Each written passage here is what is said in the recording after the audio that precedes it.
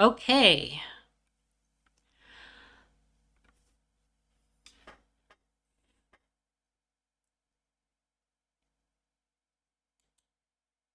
Let's get started with this. And I've got the Wikipedia article up just in case we want to check, because I have a feeling we're going to want some context.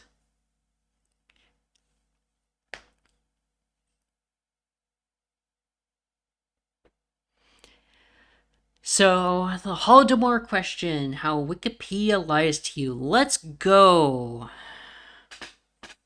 Hi, in this video I'm going to be going over and critiquing the Wikipedia page for the Holodomor genocide question. In doing so, I'll talk about Wikipedia's problems, which will hopefully inspire viewers to look at it a bit more critically. Something that I think is important because many of us use it constantly, myself included. We'll also be going Okay, over the this is too historical research on slow. the We're Holodomor and the speeding 1932 up. to 1933 Soviet famine in detail, and especially the question of whether or not the famine was intentionally planned and engineered to genocide Ukrainians. A pretty commonly held belief that you might have heard of before, and something that I've wanted to address here on my channel for a while now. Now let's get All right, before we even get started, I want to be upfront and say that my father's side of my family fled Ukraine and came to the United States, and so I have ancestors who lived through the Holodomor, along with the general trend of Russification and cultural suppression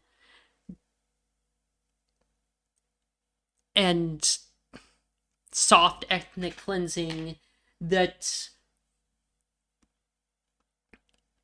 was perpetuated both by the czars and later by the Soviet government. So I've got some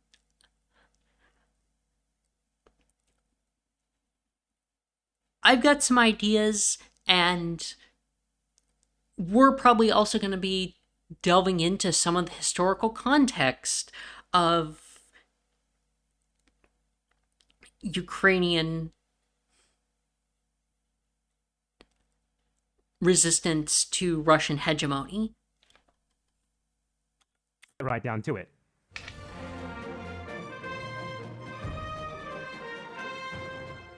Wikipedia is, according to its official tagline, the free encyclopedia that anyone can edit. In theory, that's a great idea, an attempt to try and aggregate the sum of human knowledge in a very collaborative and inclusive way. And it does usually work okay. It's reasonable at giving an introductory outline on many topics, especially ones that aren't particularly controversial, and it's mostly reliable if you just want to look up some basic facts. Things like, what is a dog? Or what is a snake? Or who was the president of the USA in 2017? Where things start to get a bit complicated is when we go beyond simple, uncontroversial information and into the whys and hows of an issue. For example, why was Donald Trump the president of the USA in 2017 is an infinitely more complicated and subjective question than just who was the president in 2017. There are many different arguments as to how he got elected, some better or more convincing than others. So in an article that addresses that question, how do we decide which of them are closer to the truth or which to include and which not to? Wikipedia's attempt to tackle this problem is its stated policy of neutrality. The idea is that when venturing beyond the realm of simple, uncontroversial facts, the article should mostly try to avoid forming its own conclusions. Rather, it should try to present the arguments and counterarguments of both sides and allow the reader to make their own assessment. In practice, however, it rarely actually works out that way, because No shit. Fair critique. I will say Wikipedia does a far better job of balance than most publications I've seen.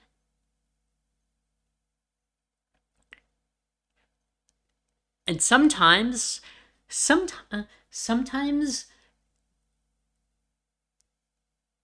the balance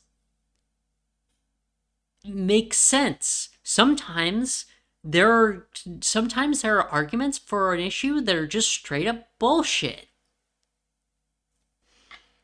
And certain politically inclined people, like tankies, often don't like the fact that their arguments get dismissed on reasonable grounds, and often like to claim that people who disagree with them are compromised in some way, often with spurious evidence. Similarly, flat earthers have evidence it's kind of garbage. Wikipedia is a product of both its rules and the opinions and agendas of its editors, moderators, and administrators. Its rules dictate that articles must be based on reliable sources, and these reliable sources must be published by a reputable party. That alone already injects a ton of bias into the encyclopedia, as what's considered reliable and reputable in the first place is not only subjective, but can be very prone to manipulation. True, but what's the alternative? Take any random shit source on the internet as reputable, as valid? We've all seen fake news, we've all seen misinformation websites.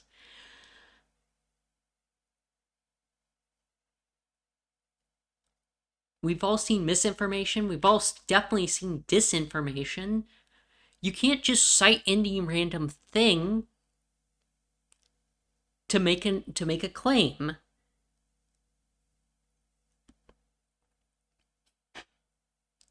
That's a reasonable standard to have, and I don't see a better one. News outlets of record are considered shoo-ins as reputable, reliable sources on Wikipedia. It's incredibly common for entire articles to be based on their conclusions alone, which are taken as simple proven fact by virtue of the fact that they said so. Yet that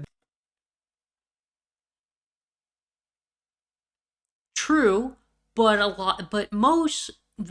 while most news sources have a bias, they aren't. Most traditional media sources do actually report facts, which is more than I can say for certain alternative news sources. The problem with alternative news sources is they can say whatever with no accountability, whereas established news sources have journalistic standards and ethics and accountability structures that make it much harder to just outright lie. Generally, what you get with mainstream news isn't incorrect information.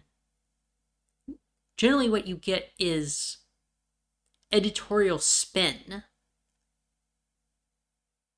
And it's through that commentary and that framing and all the bits erected around that information that consent is manufactured.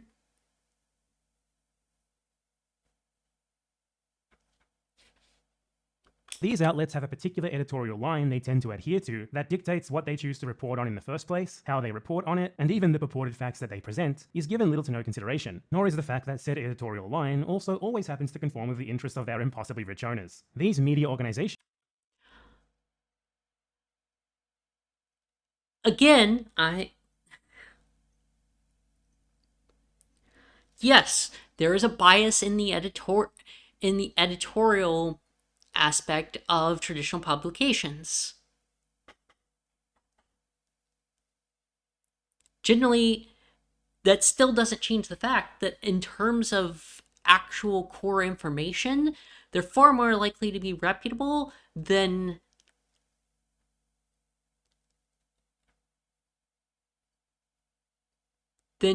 your random fly-by-night disinformation website or a random YouTuber.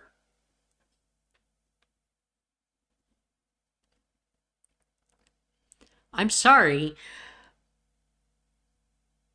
If I start reporting stuff, for example, if I start looking at what's happening in Rojava or Ukraine, I can I can literally say whatever the fuck I want. I can make up shit. And I won't I probably won't get fired. I probably won't get suspended. There won't be consequences. However, if someone working for a major news publication does that, lies and makes up stories, makes up facts, they'll lose their job.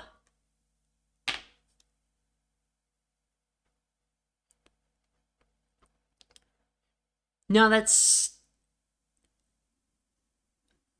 it gets more complicated when we start talking about like state-run media, especially, and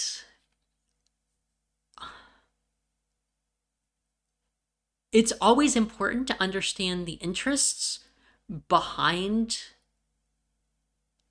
a piece of media. That's basic media literacy.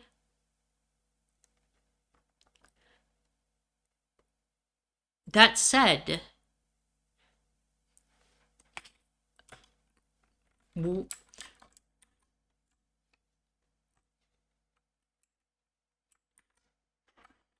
I actually, what was the name of that thing?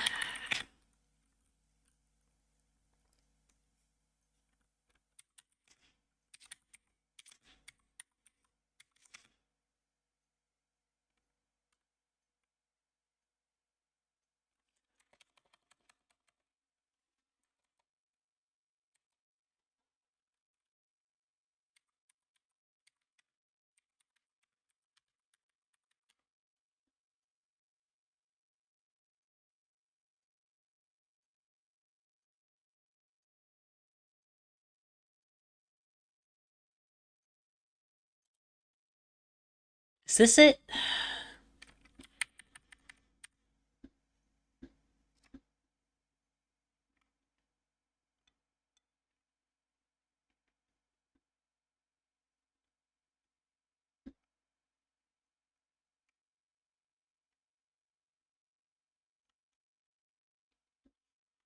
Yeah, we're gonna take a quick look at this gem of an article.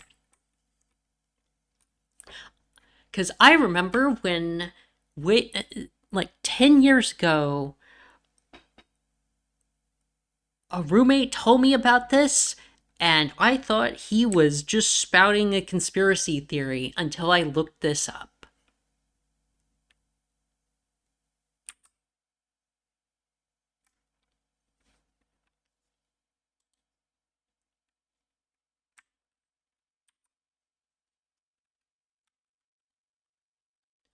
Hello?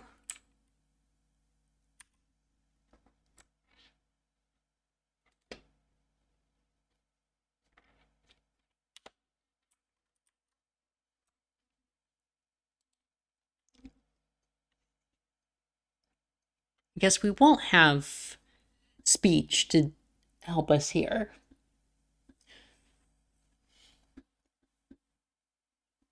Yeah, so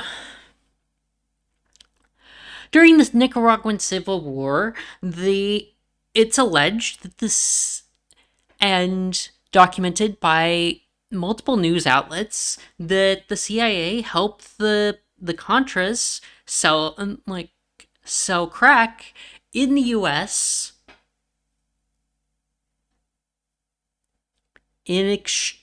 To raise money.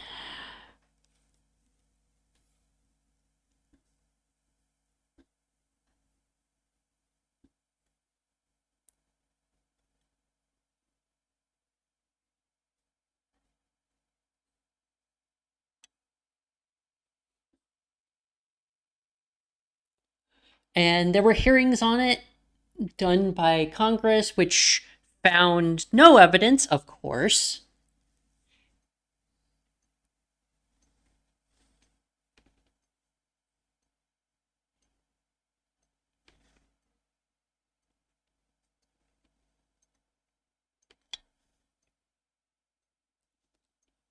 Or actually, maybe they did find some stuff.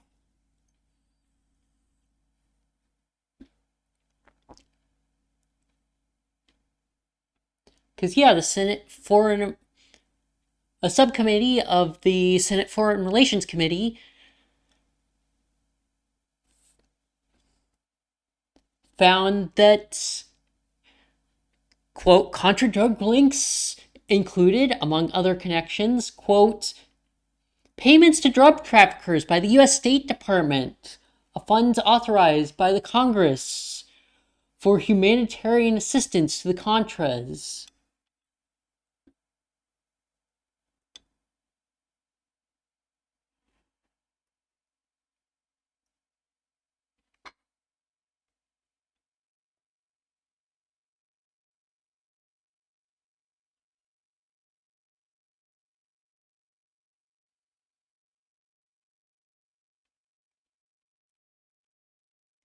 Yeah.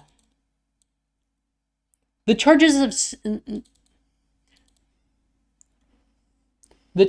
CIA involvement in Contra cocaine trafficking were reviewed in 1996 when a newspaper series by reporter Gary Webb in the San Jose Mercury News claimed that the trafficking had played an important role in the creation of the crack cocaine drug problem in the United States. Web series led to 3 federal investigations, all of which concluded there was no evidence of a conspiracy by the CIA officials or its employees to bring drugs into the United States. Funny, given that they found this earlier.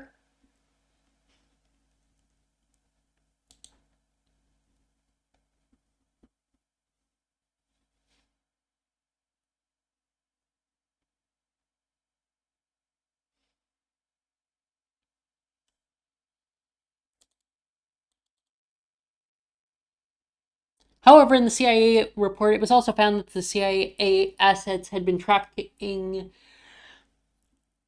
cocaine to fund the Contra rebels. The agency was aware of this trafficking and, in some cases, dissuaded the DEA and other agencies from investigating the Contra supply networks involved. Huh.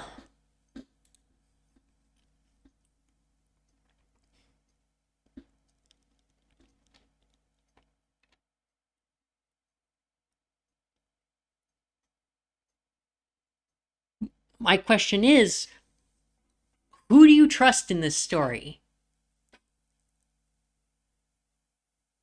Do you trust the government trying to CIA, or do you trust investigative journalists?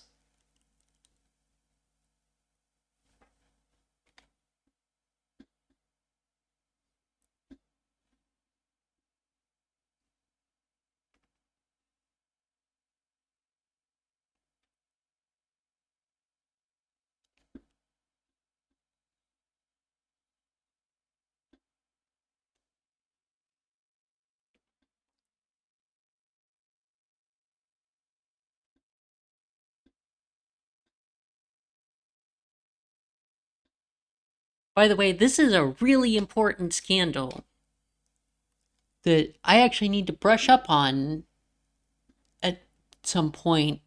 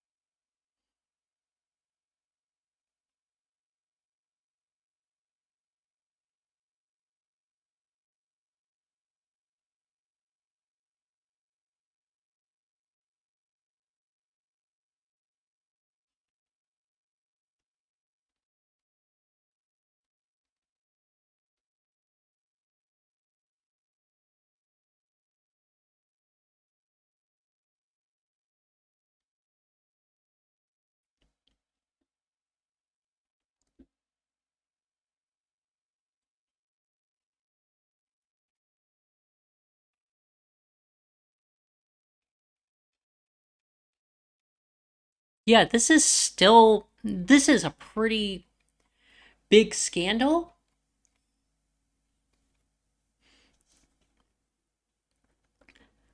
One of the major reasons that it actually got any coverage by the government at all was because it was covered by Gary Webb of the San Jose Mercury News.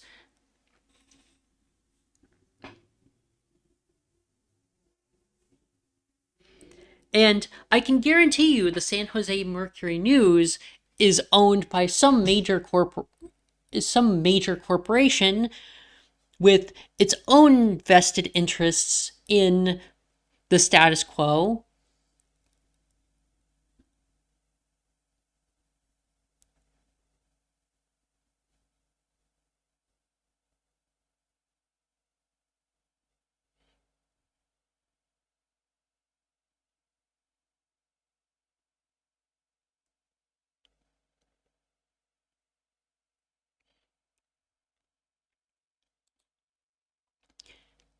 Yeah, what is digital first media?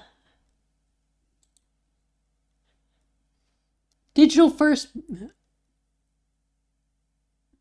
M&G Enterprises Inc. doing business as Digital First Media. That sounds corporate as fuck.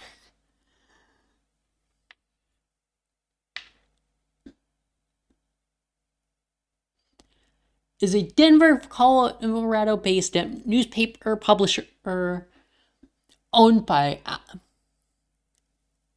Alden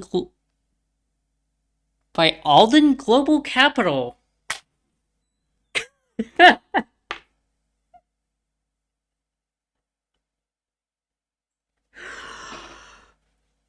Okay.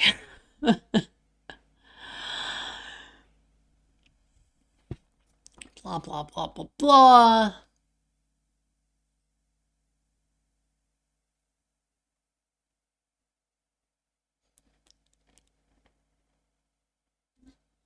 I'm gonna take a guess and say that Alden Global Capital is like some kind of hedge fund.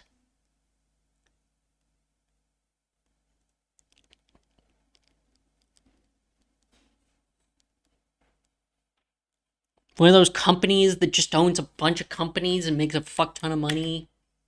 Because that makes all the sense.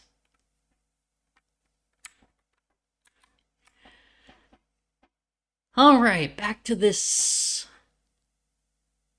With their hegemonic control over the flow of supposedly reputable information are also able to leverage this control to turn themselves into the arbiters of what's even considered to be reliable and reputable in the first place. This manifests on Wikipedia too. When the community comes together to decide on whether a source is reliable or not, the simple fact that other so-called reliable sources consider it reliable themselves is given huge weight, such as in this discussion about the reliability of an Australian military think tank, which was nearly voted as being reliable just on the basis that other Western media outlets like to cite it. So it's a self-perpetuating circle of bias. Wikipedia rarely assesses individual sources on their own merit. Rather, they are far more often accepted or rejected based purely on the perceived reputability of their host publication. By extension, essentially just giving the editors of these so-called reputable outlets editorial control over Wikipedia itself. To make matters worse, on Wikipedia, the ultimate decision on the reliability and reputability of a source is made via community votes, and the people who comprise said community come from societies where the hegemonic media also happens to dictate public opinion. So of course their vote is just going to reaffirm exactly that. So Wikipedia's baseline has a strong tendency to reflect an amalgamation of the editorial lines of the mainstream Western sources that the community has, in a very inevitable, self-fulfilling way, accepted as reliable. That doesn't mean that it's always or even mostly wrong, just that the articles can be, and often are, directed more towards spreading certain political narratives than the truth. It's not just that the sources themselves are biased, however. Every individual also has biases, and regardless of how much you try to regulate them, they're always going to manifest in some way. This means that the biases of members of its community are aggregated into a final product that, rather than being neutral, tends to at the very least push the reader towards a certain conclusion. And the biases of these community members, who are overwhelmingly English speakers from Western countries, are also influenced by the societies in which they live and the flow of information within them, for all the reasons. Wait, what was that?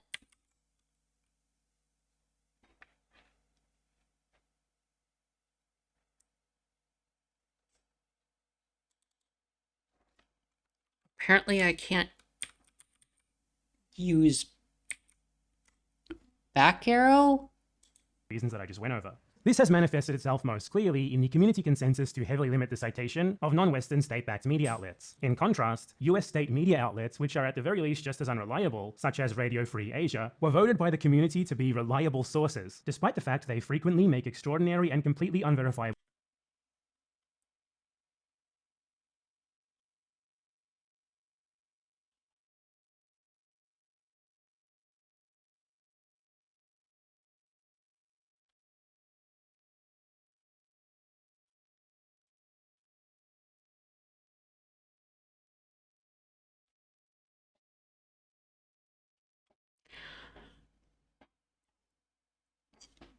Yes, this is a bit much. That said, I do I do remember there being some funny business with the way China was classifying deaths around the beginning to middle of 2020.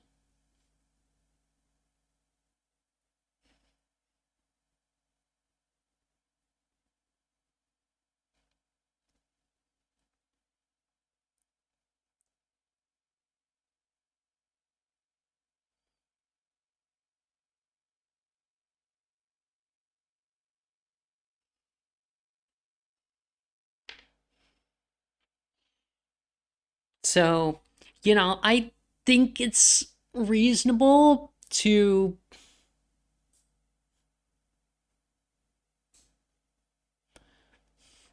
wonder, and this headline probably isn't wrong. I'm guessing if I looked at this and did some digging, I would find that there were estimates that conflicted with official sources. Claims about the USA's geopolitical rivals without any evidence beyond.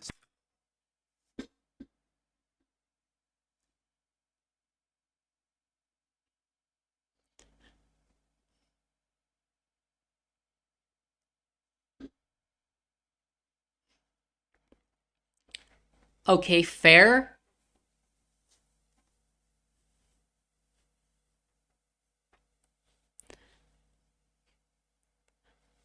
That said, journalistic outlets do often use anonymous sources to protect the safety of the source. And I would imagine someone speaking out against the interests of a nation state, particularly a state like China, that doesn't have the greatest reputation for whistleblowers. Not that the US has a great one. Might want or need to be anonymous.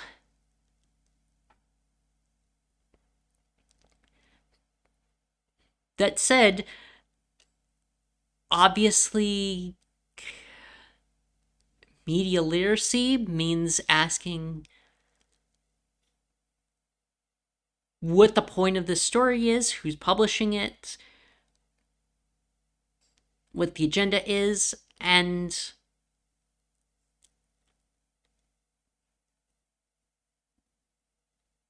maybe asking a few more questions.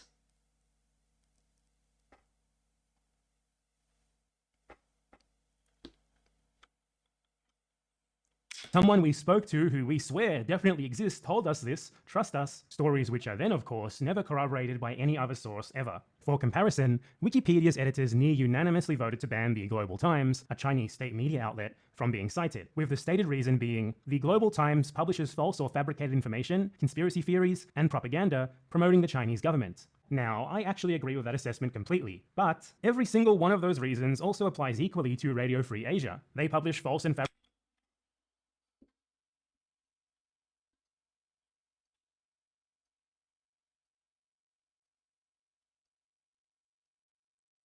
What the hell?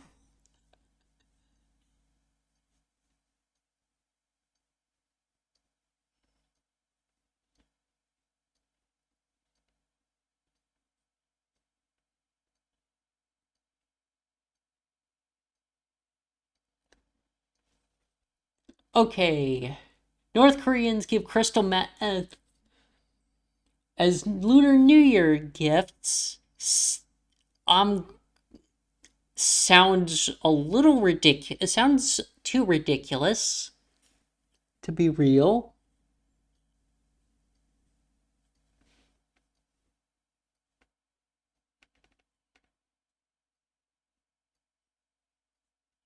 Chinese tourist crowd, Lhasa holy sites, Tibetans barred from entry.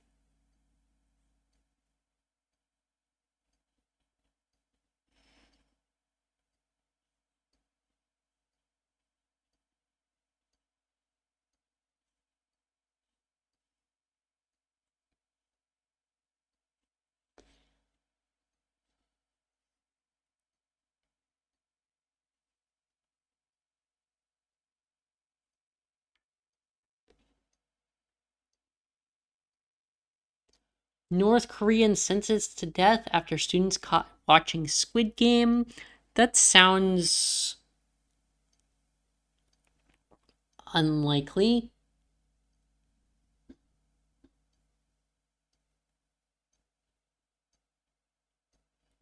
Chinese officials force Muslims to drink, eat pork at festival. Given what they've been doing to the Uyghurs in Xinjiang and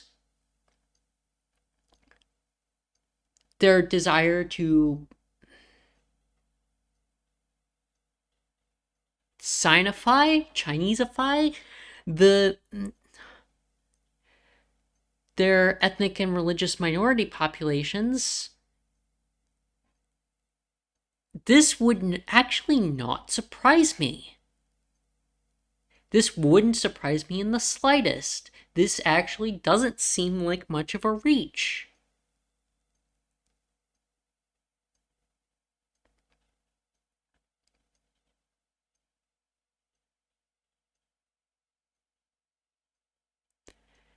And I also don't know how, like, a lot of the sources who would be inclined to speak on this are also people who probably don't want to be found out, because if they were, bad things would happen to them.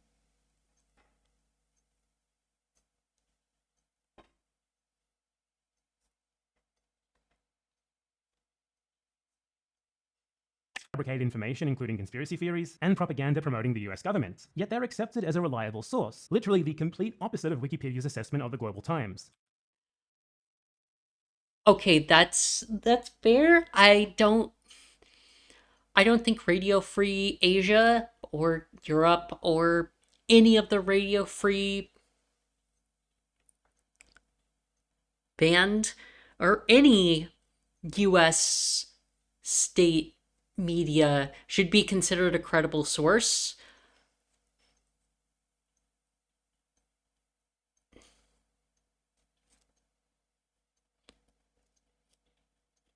I think that's kind of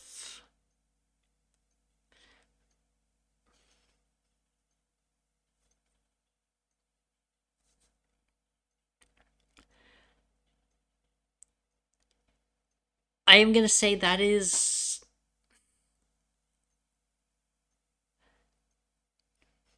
probably is a good criticism of Wikipedia, considering Radio Free Asia a reputable source.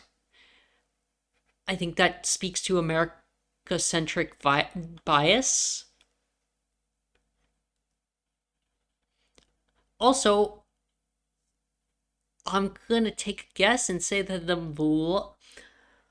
large a large most of the Anglosphere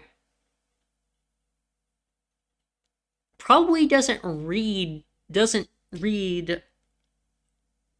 Radio Free Asia or really consume, like, people in the US and Britain and Australia and, the people who are likely to be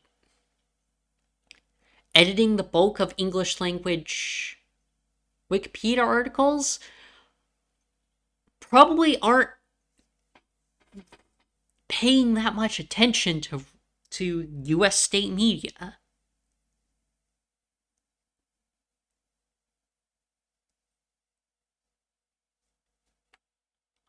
That's just one example of how the community's biases often take precedence over Wikipedia's ostensibly espoused rules and guidelines. Since Wikipedia is run by its users and its users as a collective are biased, their consensus reflects that bias. So Wikipedia inevitably ends up reflecting it too. This results in Wikipedia, on average, having a pronounced bias in favor of the status quo.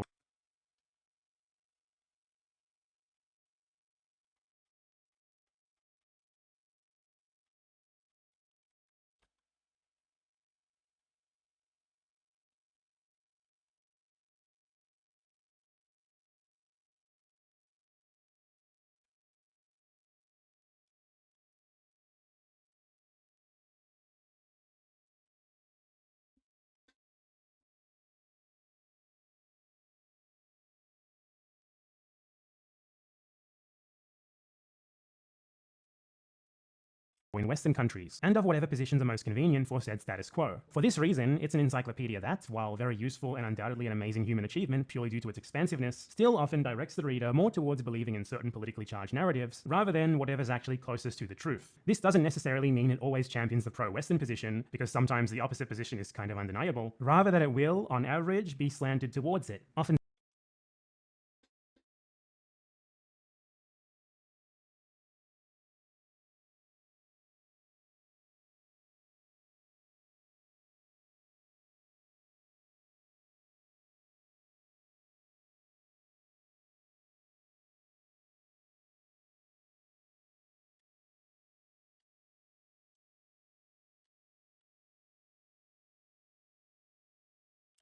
subtly. Hence, why it should always be read very critically and never considered as anything more than just a starting point on any remotely controversial topic. And you know what's a very controversial topic?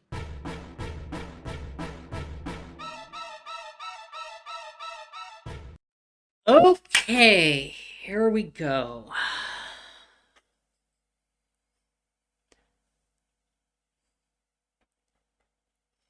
Something tells me I'm going to end up checking out a bunch of books on this topic from the library after this.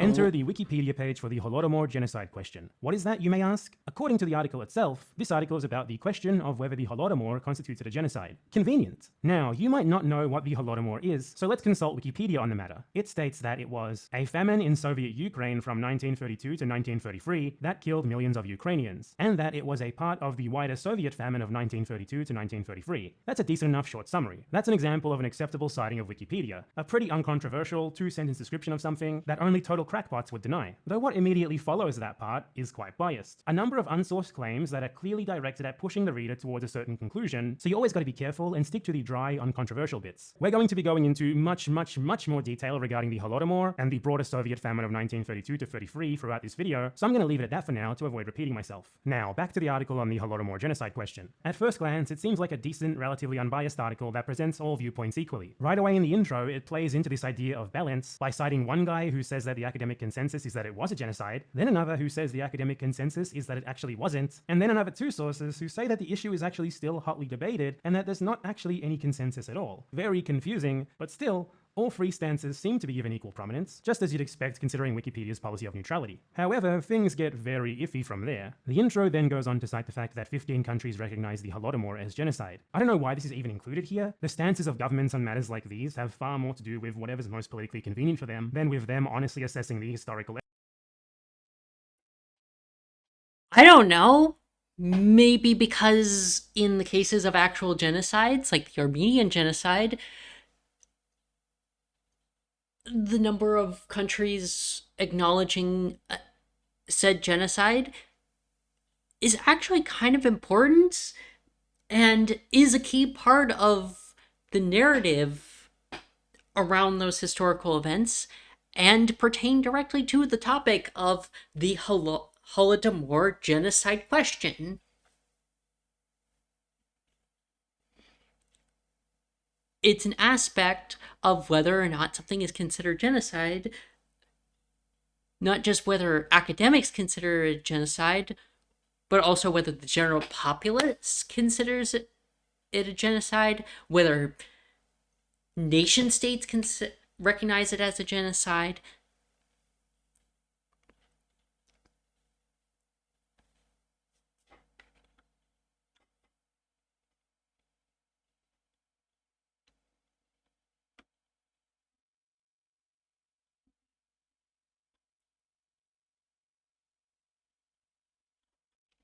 Also, can't help note.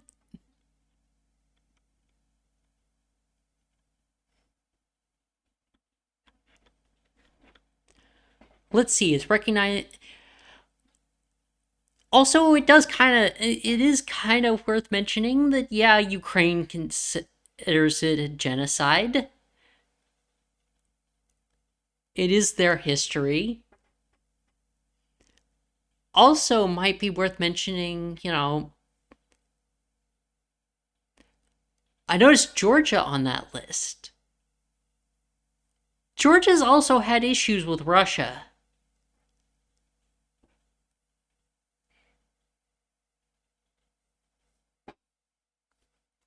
Also, Poland has historic ties to.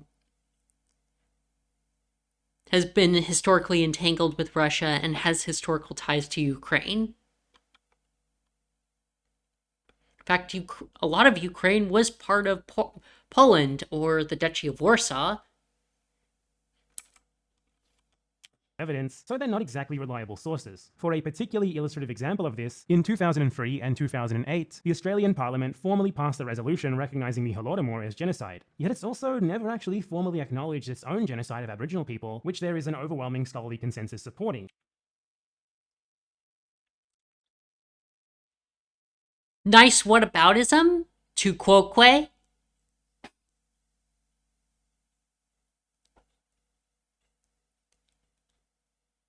Is it fucked up that the Australian government isn't acknowledging its own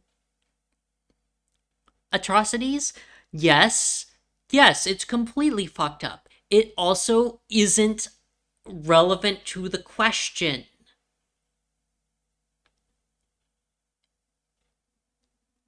The topic of the article is the question of whether the Holodomor is a genocide. That is out of scope for the article.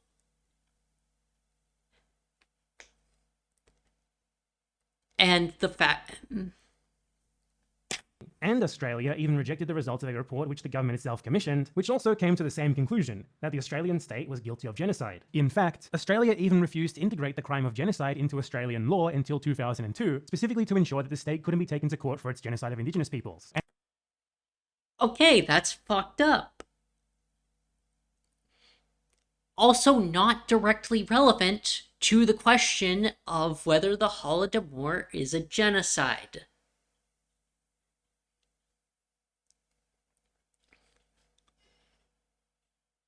This is misdirection.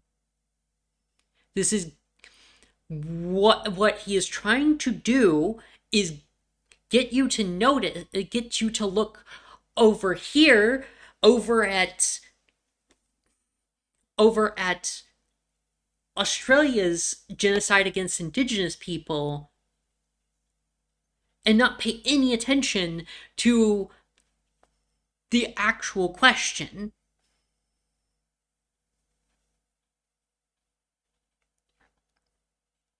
And the only reason that they finally implemented it was to ensure that the International Criminal Court could not try Australians for the crime, and they made sure to include a provision that the law was not retroactive, all because they knew that otherwise they would be prosecuted for their genocide of Indigenous people. So whether something is a genocide is not decided by a parliamentary vote or an executive order from any number of governments, but rather by an exhaustive assessment of the evidence on the matter. And none of these recognitions were based on anything resembling such an assessment. They happened for purely political reasons, including what historian Olga Andruski called a vigorous international campaign initiated by the Ukrainian Ministry of Foreign Affairs to have the United Nations, the Council of Europe, and other governments recognize the Ukrainian famine of 1932-33 as a deliberate act of genocide against the Ukrainian people. So these are clearly politically motivated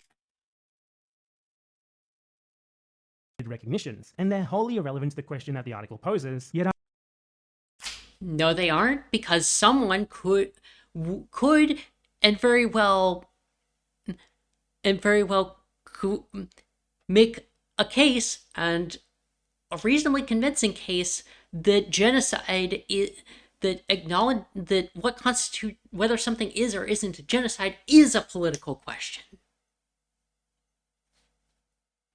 It's not solely a political question, but the line of which we decide to call something ethnic cleansing or genocide often is a political question, and the standards aren't 100% clear and aren't applied uniformly.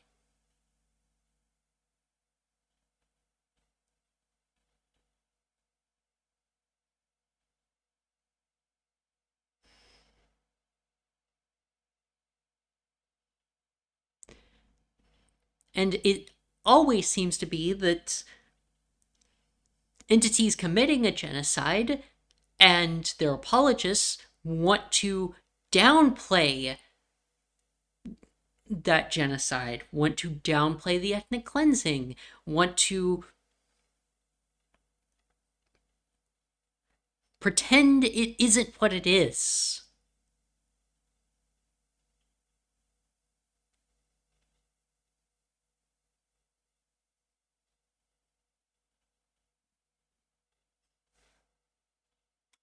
Are included anyway because they help to instill in the reader the conclusion that the Wikipedia community would like to push. And it gets worse in the main subject of this video, which is the actual body of the article, which presents opinions from both sides of the argument in more detail. What I'm going to be showing here is that Wikipedia editors collectively, whether they actually consciously intended to do so or not, scrape the bottom of the barrel to bolster the case for the famine as genocide position over the not genocide one. Anyone can edit Wikipedia, so it might have changed by the time you're watching this, but as of March and April 2022, this is still the case. They present much lower quality claims on the matter that sometimes aren't even backed up or argue for at all, as if they were equal to the latest historical scholarship, specifically dealing with this exact question in detail, which mostly concludes that the famine was actually not a genocide. And they sometimes even broke Wikipedia's rules and guidelines in the process of doing so.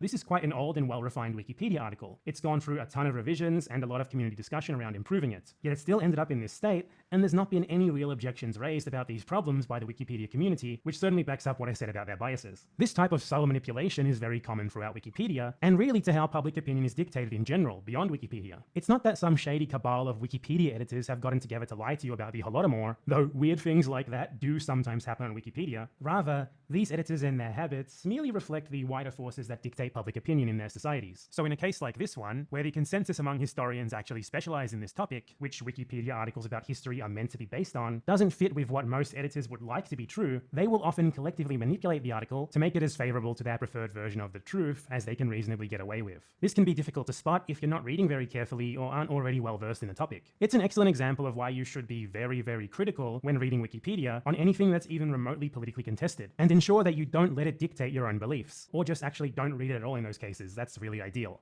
The way we're going to do this is I'm going to present one of the sources that the Wikipedia article cites to support the pro-genocide side, and by pro-genocide I mean they think it was a genocide, not that they actually are pro-genocide literally, okay? And then do the same with one of its... We know...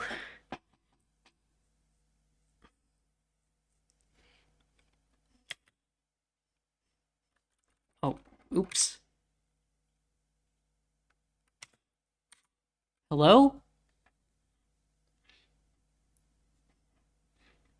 sources from the not genocide camp, and we'll keep going until there's none left. Then I'll form a conclusion and give my own hot takes on the matter. It's going to be very, very juicy, so make sure you watch until the end. Let's get right into it with the first source from the famine as genocide section. It cites an article by Simon Payaslian, a historian specialized in Armenian history, called 20th Century Genocides, published on the Oxford Bibliography's online website. The part of the page which the wiki article cites is this sentence: a consensus has formed among scholars that genocides in the 20th century encompassed, although were not limited to, the following cases: the Herero genocide, the Armenian genocide, the Holodomor in the former Soviet Ukraine, the Jewish Holocaust, Bangladesh in 1971, Cambodia in 1975 to 1979, East Timor in 1975 to 1999, Bosnia in 1991 to 1995, and Rwanda in 1994. In the work itself, itself, this passage provides no citation for this, and this is the only time in the entire article where the author even mentions the Holodomor. I also checked out his other works, and he's never actually written about it specifically. Aside from in this article, he's only ever mentioned it once in passing, in an article that was actually about the Armenian genocide. So he's never actually directly addressed the question of whether and why the Holodomor was a genocide himself, nor has he written anything about the purported scholarly consensus on the matter that he mentions here. Funnily enough, he's pretty much only ever actually mentioned in relation to the Holodomor in references to this very Wikipedia article, which for some reason chose to cite him as its first source. Oxford Bibliographies Online is an actual peer-reviewed source, and the historian being cited is an actual historian, though he's clearly not one who has much expertise relevant to this topic and question specifically. Content-wise, however, this source is just totally inadequate and has nothing going for it that is at all really relevant to the Holodomor genocide question, aside from the guy basically saying, yep, it was a genocide, and not explaining anything, just kind of mentioning it in passing. So the very first source presented here is one that doesn't actually directly address the question at hand at all. It rather just makes an unsourced statement, which is then cited in the Wikipedia article. This goes against Wikipedia's own guidelines on reliable sourcing, which state that information in an article must be verifiable in the references cited. In general, article statements should not rely on unclear or inconsistent passages or on passing comments. The citing of Payaslian here is both unverifiable, as his article provides no source for the claim, and it relies on citing a passing comment. The Holodomor just mentioned one time among a bunch of other events, with nothing specific said about it at all. So why is it in the article anyway then? Because the consensus-making mechanisms of Wikipedia dictated that it should be. Those involved are very willing to stretch the bounds of what's acceptable to include if it suits their preferred conclusion. This article has gone through countless revisions and audits, and many sources have been purged from it after being branded unsuitable by community consensus, most of which were against the genocide conclusion.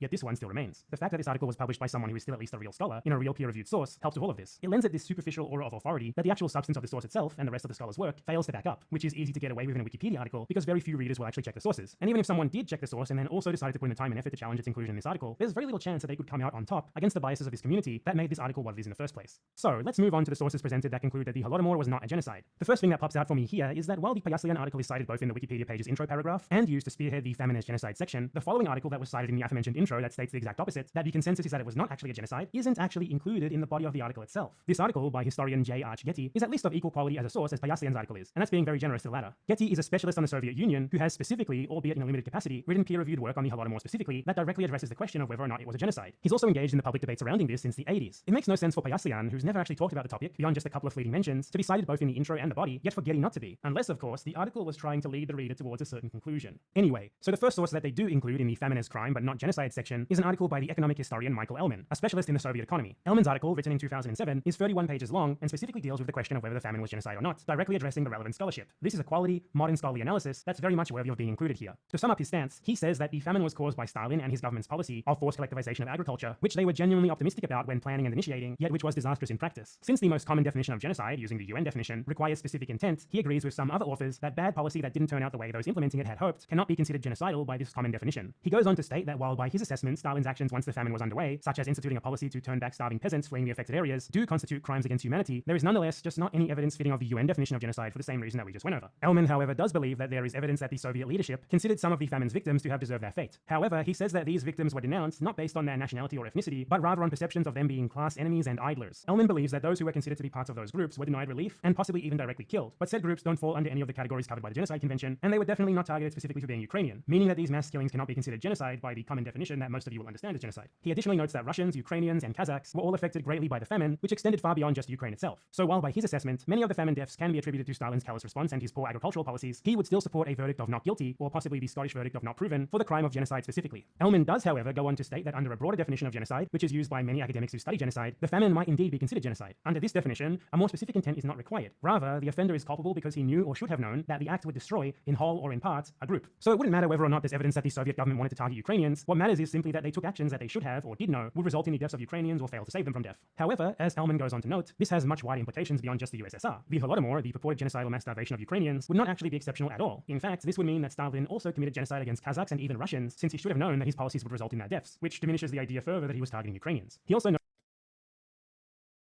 that, under this wider definition, pretty much every Western country, including those who recognize the Holodomor as a genocide, are themselves guilty of genocide during this same time period, making it a shockingly common historical occurrence, even well into the 20th and 21st centuries. However, the supporters of the pro-genocide position don't take the stance that Ellman does there. Their assertion is much broader, much stronger, that the I would be it would be strange if the people who support the position that the Holodomor was a genocide didn't have different positions from the people who say that it wasn't. That would be really weird.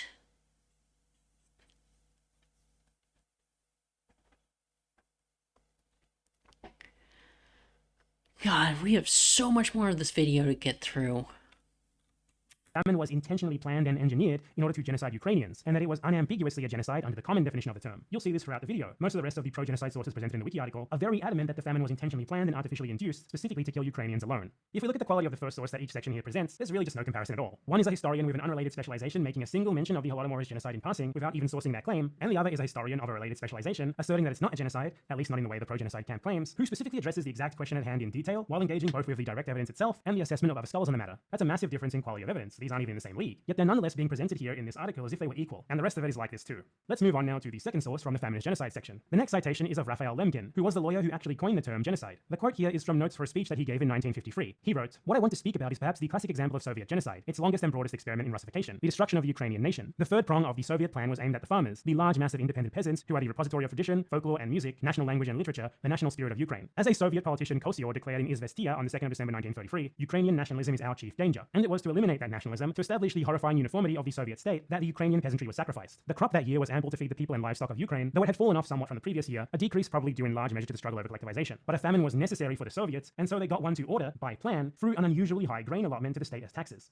While Lemkin certainly deserves credit for coining the term genocide and beginning the study of many events through that lens, his opinion here is not actually very relevant to the question at hand. This is one of the only records we have of him ever discussing the Holodomor, and it's not actually a historical study. Rather, it's just some notes that he wrote for himself without giving any actual citations, with no evidence to back up his claims beyond just a single short quote. Another huge problem with this source is its age. Generally, the older a historical work is, the less relevant it is, as more recent work takes into account, builds upon, and supersedes what came before it. And in this case, we're also talking about someone's brief notes, so it was never actually a proper historical study in the first place. In 1953, and indeed for many decades still afterwards, study of the Soviet famines of 1932 to 33 was very difficult due to a complete lack of sources. There were some witness accounts along with the public statements by the Soviet government, but they kept most of their info on the famine secret. Thus, there was just nowhere near enough evidence to make any sound conclusions regarding the famine being genocide or not, though some of course tried anyway, and we'll get to more of them soon enough because they're also cited in this wiki article. All of this changed starting in 1987 when the Soviet government opened their archives. For the first time, internal documents regarding the famine were available to historians, and the result was a drastic shift in scholarship. Beforehand, it was commonly thought that the famine was intentionally planned to kill Ukrainians, regardless of how little evidence there actually was for this conclusion. But after 1987, as those scouring the archives came up short on any evidence for that there, the consensus shifted to be more measured. So anything from before the archives were opened became pretty much totally obsolete. Compared to the scholarship that's been released since, it's really just utter trash, to be honest, based on little more than conjecture and massive logical leaps. A source like this is flatly irrelevant to the scholarly consensus on the matter, regardless of Lemkin's personal prestige. Not only did he simply not have access to anything resembling sufficient evidence to form the conclusions that he makes in these notes, not only did he write this before serious study of the famine had even begun, and thus lacked all the insight that it has since provided, but also, the work itself is just scribbled notes for a speech, not an actual well-sourced, peer-reviewed work. Its inclusion here is therefore very suspect. This seems to be another attempt to bolster the pro-genocide section with low-quality sources that seem reliable only at a glance. The editors of the page also added a number of modern opinions to boost Lemkin's here, something which was not done in any other part of the article, and none of these actually provide any additional evidence that would support his conclusion that the famine was a planned genocide. One is from historian Roman Serban, who merely summarizes what Lemkin was implying, doing nothing to actually support his conclusions. Another's from historian Timothy Snyder, who we'll be addressing in detail later, as he's included in his own right in the article. He states that the Soviets made sure the term genocide, contrary to Lemkin's intentions, excluded political and economic groups. According to Snyder, the Ukrainian famine could be presented as somehow less genocidal because it targeted a class, kulaks, as well as a nation, Ukraine. This again provides none of the desperately needed evidence to bolster Lemkin's conclusions, and doesn't actually address what he wrote on the matter at all. Rather, it makes certain inferences regarding Lemkin's original intentions for the term genocide, which is only tangentially relevant to the subject of this wiki article. Regardless, even though it's kind of irrelevant, I'm going to fact-check the claim. Did the Soviets make sure that genocide excluded political and economic groups, contrary to Lemkin's intent? Snyder doesn't provide a source for this claim in the book in question. This is going to be a recurring theme among the sources cited in this wiki article, by the way, but it's easy enough to find information on this elsewhere. It's true that when the UN Genocide Convention was being drafted back in 1949, the Soviet delegation was opposed to including political groups in it on the stated grounds that the term genocide etymologically referred to immutable traits like race or tribe. But this was hardly unique to the Soviets. It was also a common opinion among many other delegations. As genocide scholar William Shabas wrote, rigorous examination fails to confirm a popular impression in the literature that the opposition to inclusion of political genocide was some Soviet machination. The Soviet views were shared by a number of other states for whom it is difficult to establish any geographic or social common denominator. Lebanon, Sweden, Brazil, Peru, Venezuela, the Philippines, the Dominican Republic, Iran, Egypt, Belgium, and Uruguay. The exclusion of political groups was in fact originally promoted by a non-governmental organization, the World Jewish Congress, and it corresponded to Raphael Lemkin's vision of the nature of the crime of genocide.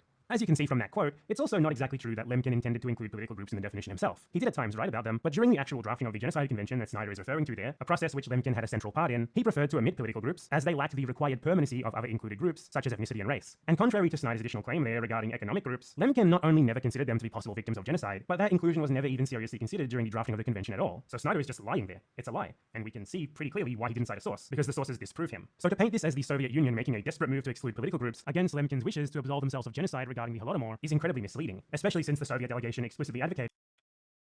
Okay. Is it misleading? Yes. Is it inaccurate? No.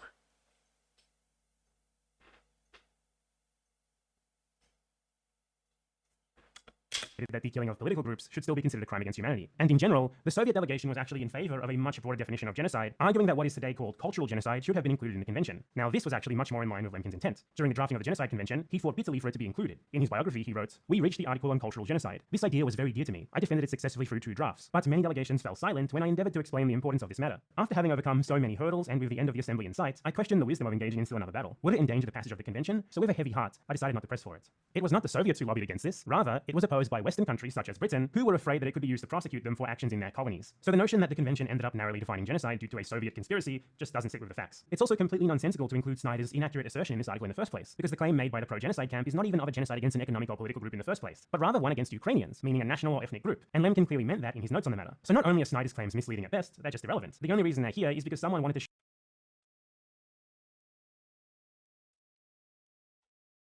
Well, a lot of what he is saying is true. I want to call attention to yet again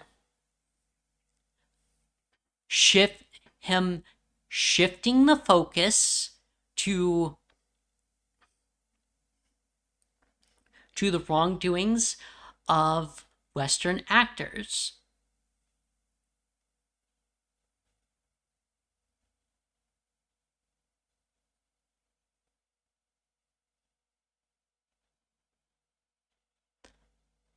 What he's doing is saying is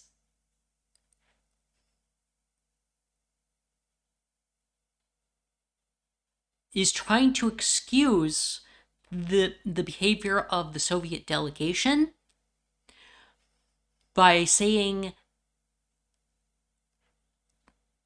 that other countries were worse. That's not materially relevant. It's a misdirection.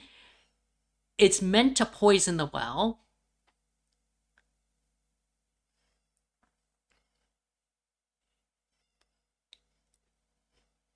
And it's meant to direct you to feeling less inclined to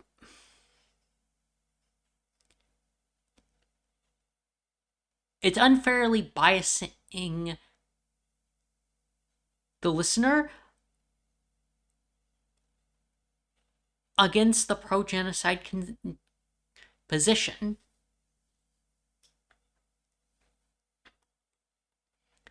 And I'm going to keep calling it out every single time he does this.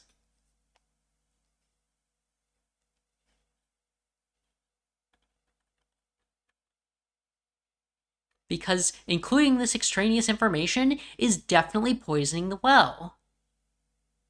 shoehorn into this article the idea that the Soviets nefariously manipulated the law to get away with the Holodomor, and the Wikipedia community has apparently since found nothing wrong with this. So I just spent like 800 words of this script debunking something that's completely irrelevant to the article because of this. Whoever you are, Wikipedia editor, I hate you. 2 more quotes from scholars who are just summarizing Lemkin's position are then also included on top of the previous ones for some reason, both still not actually providing any evidence for his position. Overall, none of these 4 additional inclusions actually do anything to make Lemkin's opinion on the famine any more valuable. He remains a source that's entirely too old, lacking in evidence and quality, and that doesn't actually address the question in any depth, instead making sweeping assertions with no explanation for how they were formed. Lemkin's inclusion in this article amounts to nothing more than an appeal to authority. He coined the term genocide, so the reader is supposed to give him special weight, rather than assessing his writing on the subject on its own merits. If you do, it's clear that it doesn't even remotely meet basic academic standards, nor even Wikipedia standards. That's 0 out of 2 so far for the feminist genocide section. Let's finally move on to the next source in the not genocide section. This one is from Stephen Kutkin, another historian who's a specialist on the Soviet Union. He's written numerous books on Stalin where he sticks to the common image of him as a brutal, murderous dictator, and he's made it very clear before that he's an ideological anti-communist, with articles that he's published in the mainstream press titled things like Communism's Bloody Century, where he enthusiastically states his support for free markets and private property. So clearly, about as far as you could get from an ideological Stalinist. Definitely not sympathetic towards Stalin or the USSR, even a little bit. In fact, he's probably biased against them. I think that's fair to say. He directly addressed the question of whether or not the famine was a planned genocide in the 2nd volume of his biography of Stalin, released in 2017. Kotkin says that, funnily enough, the Soviet leadership themselves were the first ones to believe that the famine was planned, but not by themselves in order to kill Ukrainians, rather by well-off peasants in order to undermine the government's agricultural collectivization policy. He ends up concluding that the famine was not intentional, both not in this way, nor as a planned extermination of Ukrainians. Rather, it was an unforeseen consequence of Stalin's agricultural policies. He additionally notes that, because the famine also affected other regions, including Russia and Kazakhstan, in the latter more people died relative to overall population than in Ukraine, that there was no Ukrainian famine. The famine was Soviet. However, instead of directly directly citing Kotkin's scholarly work on the subject, the wiki page instead sources an interview with him, and it picks and chooses what parts to include and what parts to leave out. It states, according to Stephen Kotkin, while there is no question of Stalin's responsibility for the famine, and many deaths could have been prevented if not for the insufficient and counterproductive Soviet measures, there is no evidence for Stalin's intention to kill the Ukrainians deliberately. According to Kotkin, the Holodomor was a foreseeable byproduct of the collectivization campaign that Stalin forcibly imposed, but not an intentional murder. He needed the peasants to produce more grain and to export the grain to buy the industrial machinery for industrialization. Peasant output and peasant production was critical for Stalin's industrialization. There's a very relevant part immediately following this, however, that's left out of the wiki article, which I feel really solidifies Kotkin's stance. There is no shortage of documentation when Stalin committed intentional murder. However, there is no documentation showing that he intended to starve Ukraine or that he intended to starve the peasants. So Kotkin comes out both against the idea that the famine was intentional to kill Ukrainians, as well as Elman's idea that it was meant to be a punishment of peasants in general. He also directly refutes the point that Elman brought up of peasants not being allowed to leave Ukraine, stating that its significance is overblown and the motivations behind it were not to kill Ukrainians, but rather to prevent the spread of disease. There is a story about how Stalin blocked peasants' movement from the regions of starvation to the areas where there might have been more food. With all those documents, we know that of the roughly 17 million farmers in Ukraine, about 200,000 peasants were caught up in this interdiction process. The regime's motivation for this was to prevent the spread of disease that accompanied the famine that the regime caused, however unintentionally. While he disagrees with Elman on these points, the two of them are definitely in agreement that the famine doesn't constitute genocide by the common definition of the term, and definitely not in the way that the pro-genocide camp commonly asserts. They agree that it was not intentionally planned, and that Ukrainians were not specifically targeted. This is again a high-quality source in comparison to those thus far included in the pro-genocide section. Nonetheless, the way it's presented in this article is very reductive. Only a short passage from an interview is included, whereas the editors decided to bolster Lemkin's writing on the subject by including the opinions of 4 scholars. The contrast between both the quality of these sources and the way they're treated by Wikipedia is quite stark. So, thus far we have 2 very low-quality sources in the pro-genocide section, one of which is little more than a passing reference, while the other presents no evidence and is literally 70 years old, in contrast with 2 opinions of modern scholars in the non-genocide section, whom have cited a lot of evidence and directly addressed the arguments of other modern scholars on the matter. Yet the article nonetheless presents all of these as if they're somehow equal, and 99% of readers will probably come away from it thinking exactly that, just as the editors collectively would have liked them to.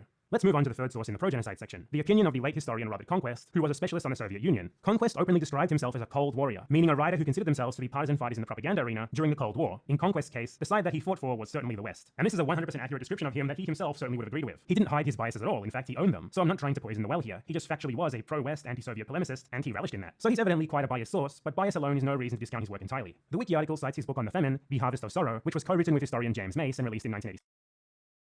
Okay, I want to actually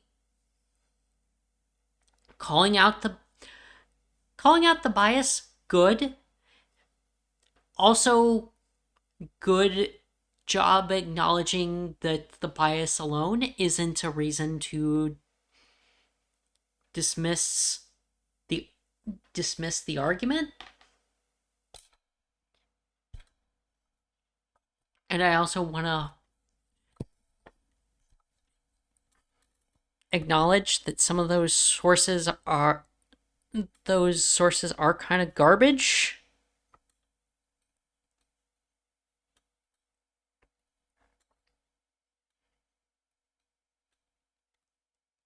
And also,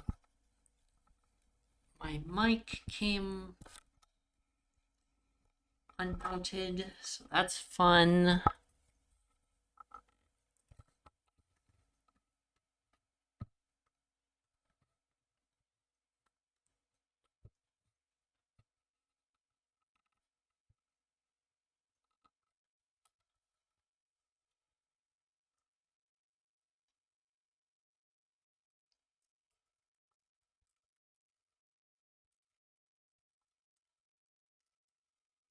I know bad things are going to happen if I unplug this, so I gotta do this the jank way.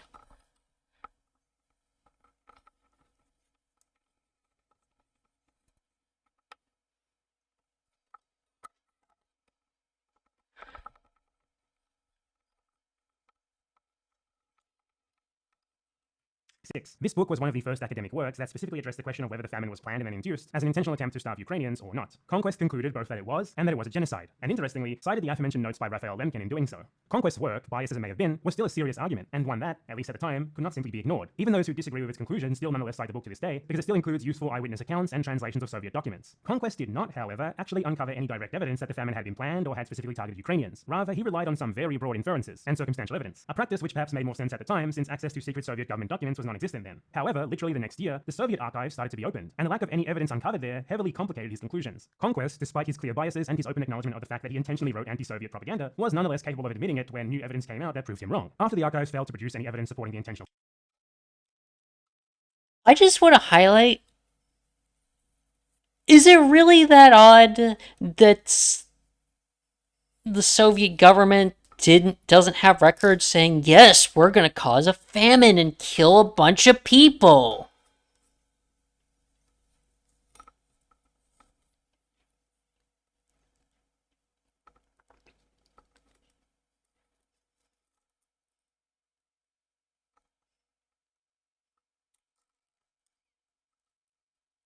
Because to me, that seems like a complete. That seems like not something I'd expect to find a lot of record on.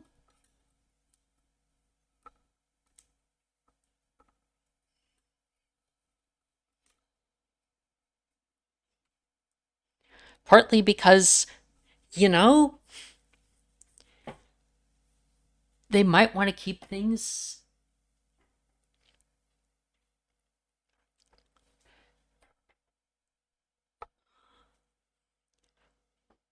They don't want to. They probably didn't want certain people in the government to know. Because just like today, I imagine a lot of Russians had Ukrainian family, had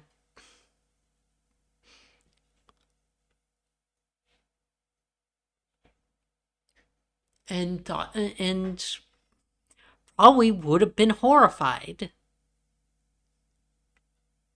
famine thesis, he corresponded with scholars Stephen Wheatcroft and Robert Davies, whose work we're going to be getting into very soon. They noted that, while in his writings and speeches from the 80s, Conquest constantly made claims like Stalin wanted a famine, and that the famine was deliberately inflicted for its own sake, when writing to them, he heavily dialed back these conclusions, instead stating that Stalin purposefully inflicted the 1933 famine? No. What I argue is that with resulting famine imminent, he could have prevented it, but put Soviet interest other than feeding the starving first, thus consciously abetting it.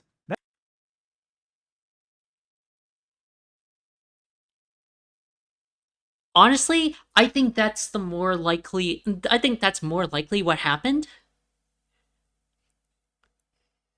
I don't think the famine was originally intended. But I think once it started happening, I think Stalin saw an opportunity to dispose of people and political opposition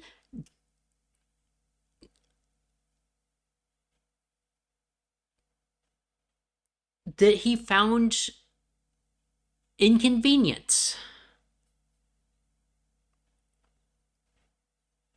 And I think that motivated a lot of the decisions that were made. I think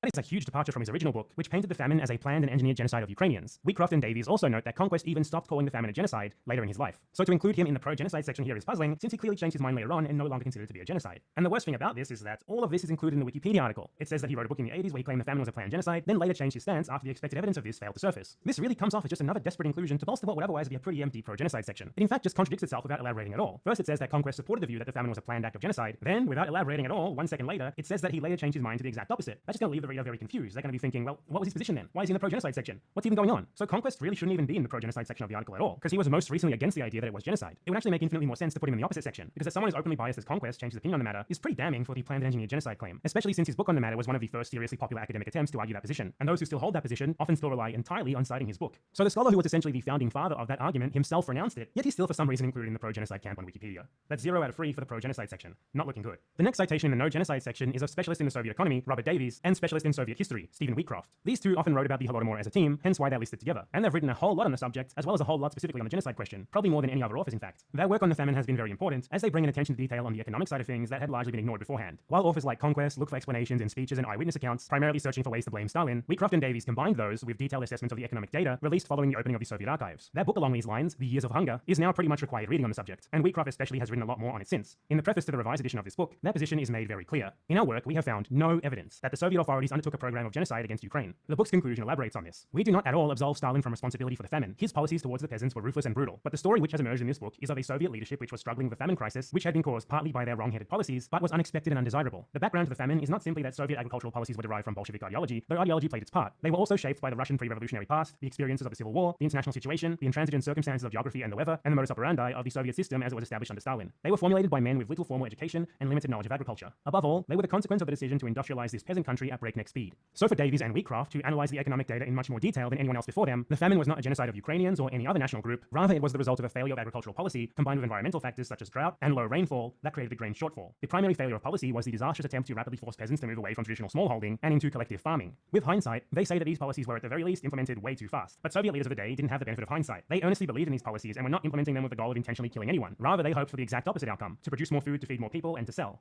Possibly Wheatcroft and Davies' biggest contribution to the discussion is their estimate, using material from the archives, of a substantial grain shortfall of around 10 million tons in 1931 and 1932. This showed that, contrary to the assumption long held by the pro-genocide camp that there was an adequate harvest which authorities intentionally kept from the peasants to starve them, the famine was the result of a legitimate food shortage. And thus the central question regarding the famine is not, did Stalin intentionally withhold food from Ukrainians, but rather, what caused the shortage? This is backed up by Wheatcroft and Davies' archival research, which uncovered evidence of previously unknown secret relief measures carried out by the government, which refuted another common argument among the pro-genocide camp that the government intentionally did not provide relief to starving peasants from their supposedly ample grain surplus. Wheatcroft notes that it was these two revelations specifically which changed Conquest's mind on the subject. Conquest had previously believed that Stalin intentionally withheld abundant stocks of food from Ukrainians, and that his government had refused practically all relief, but this evidence showed otherwise, rendering Conquest's conclusions invalid. Wheatcroft also notes that the pro-genocide position has regained popularity in recent times, not due to legitimate scholarly validity, but rather for purely political reasons. He wrote, discussions in the popular narrative of famine have changed over the years. During Soviet times, there was a contrast between man-made famine and denial of famine. Man-made at this time largely meant as a result of policy. Then there was a contrast between man-made on purpose and man-made on accident, with charges of criminal neglect and cover-up. This stage seemed to have ended in 2004, when Robert Conquest agreed that the famine was not man-made on purpose. But in the following 10 years, there has been a revival of the man-made on purpose side. This reflects both a reduced interest in understanding the economic history and increased attempts by the Ukrainian government to classify the famine as a genocide. It is time to return to paying more attention to economic explanations. So if you think that the Holodomor was an intentional genocide of Ukrainians, it's probably not because the academic scholarship dictates so, more because there's a political narrative being spread. The Wikipedia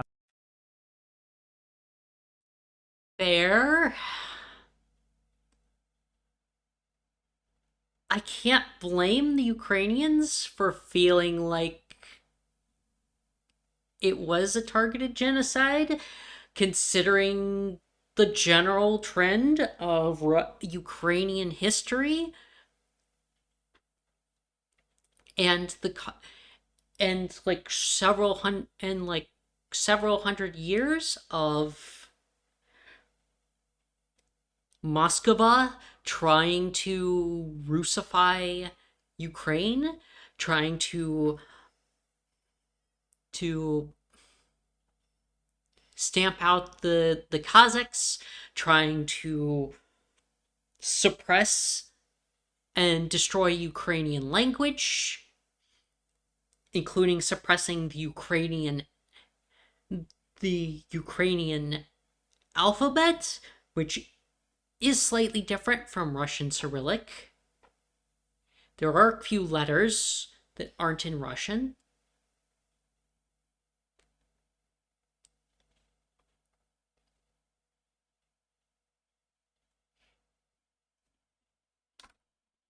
article, however, doesn't go near into the level of detail regarding their views as I just did. Rather, it actually tries to delegitimize Wheatcroft and Davies and obfuscate just how categorically they've asserted that the famine was not murder nor genocide. For example, it cites Wheatcroft's review of a book on how this famine affected Kazakhstan, stating that Wheatcroft comments that nomadic and peasant culture was destroyed by Soviet collectivization, which complies with Raphael Lemkin's older concept of genocide, which included cultural destruction as an aspect of the crime, such as that of North American Indians and Australian Aborigines. However, this is just a lie. Wheatcroft was summarizing an argument in a book that he was reviewing. He was not stating this as his own opinion. It was someone else's argument that he was restating for the benefit of someone who might want to buy the book. Yet whoever made this edit nonetheless decided to cite an obscure book review and misleadingly present this as Wheatcroft's own view. This has the clear effect of making the reader think that perhaps Wheatcroft and Davies' opinion that the famine was not genocide is not as strong as it actually is, and it is very strong since they've argued just that repeatedly for 2 decades. This section then also includes a criticism of Wheatcroft and Davies from the aforementioned Michael Ellman, essentially just restating Ellman's opinion on the matter that we addressed earlier. This is fine, I guess, but the question has to be asked, why not then also include Wheatcroft and Davies' criticism of Ellman in his section, or Wheatcroft and Davies' criticism of Conquest in his section? With the evident bias of the article up to this point, the only conclusion can be because they argued much more strongly for the genocide conclusion than Ellman did, and the article is picking and choosing what to include or not to try and make the no-genocide camp look far less dominant than it actually is. Wheatcroft and Davies are 2 of the strongest and most well-regarded researchers on this subject, whose writing pretty much definitively trashed any remaining notion that the famine was intentional. But the reader really isn't going to come away from their section here with anything resembling that idea. So far that's 3 out of 3 for quality, modern, specialist academic opinions that the famine was not a genocide, and 0 out of 3 for the notion that it was. The 4th source listed in the pro-genocide section is historian James Mace. Mace was an uncredited co-author on Conquest's book on the subject, and their conclusions were pretty much the exact same, based on all the same evidence and formed before the archives had opened and shook things up. Mace died in 2004, and in the last thing that he wrote on the subject, an essay published that same year, he cites things that himself and Conquest wrote in the 80s as if nothing had changed at all since then, while ignoring every single development in the study of the famine the 2 decades since, including his own co-author's retraction, then moves on practically immediately just sort of ranting against the left. It's a political polemic more than anything. I mean, he literally cites George Orwell's 1984 here as if it was a history book that had proven anything about Stalin, rather than just a work of allegorical fiction. It's the 1984 meme come to life. This is not a serious assessment of the evidence at all. It really isn't even a serious work of academic scholarship. It does demonstrate pretty clearly that Mace's opinion on the famine remained that it was genocide up until his death, but it also shows that he flat out refused to reckon with the new evidence and scholarship on the matter that contradicted he and Conquest's original conclusions. To cite Mace in the Wikipedia article separately here is basically just like citing Robert Conquest twice. The same Robert Conquest who retracted his original conclusions. Sure, Mace never did so, but his writing on the matter shows clearly that he also never engaged with new scholarship and never tried to defend he and Conquest's original conclusions against the torrent of rebuttals that came in the 90s and early 2000s. The Wikipedia article even notes that he named it as a genocide in 1986, while the Soviet archives remained closed and without direct evidence of the authorities' intent. If that's the case, then why is such a clearly outdated assessment, which was made without anything resembling adequate evidence, included in the article? This is like if Wheatcroft and Davies were each cited separately in the no genocide section just to make it so there was one more person there, despite the fact they hold identical conclusions and often work as a team. Except in their case, neither of them has ever admitted that their original conclusion was wrong, and their writing on the subject is much more recent and higher quality in general, so it's significantly dumber that Mace is included separately here. Including Conquest in the pro-genocide section was already very, very sus, given his retraction, but including his co-author separately is even more egregious. It just makes it even clearer that the article has been intentionally crafted to bolster the planned genocide side with as many names as possible to make it look like that's where the consensus leans, when it actually doesn't. So, 0 out of 4. So Okay, I will concede that this bias is looking really gross.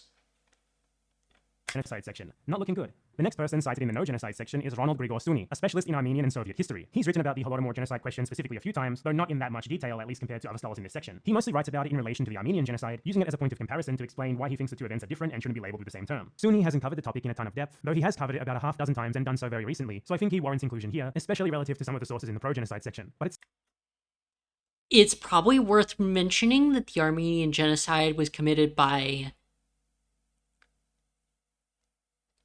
the Ottoman Empire and Turkey, not the Soviet Union. Those are very different states with very different, with substantially different political structures and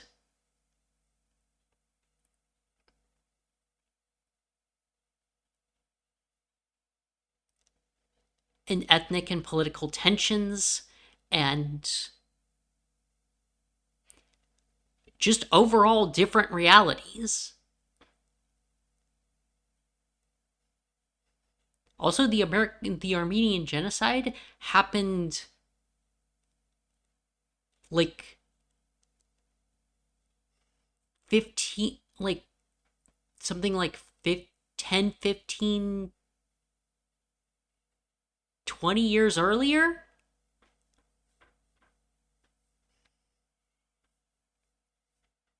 It was very much before it was.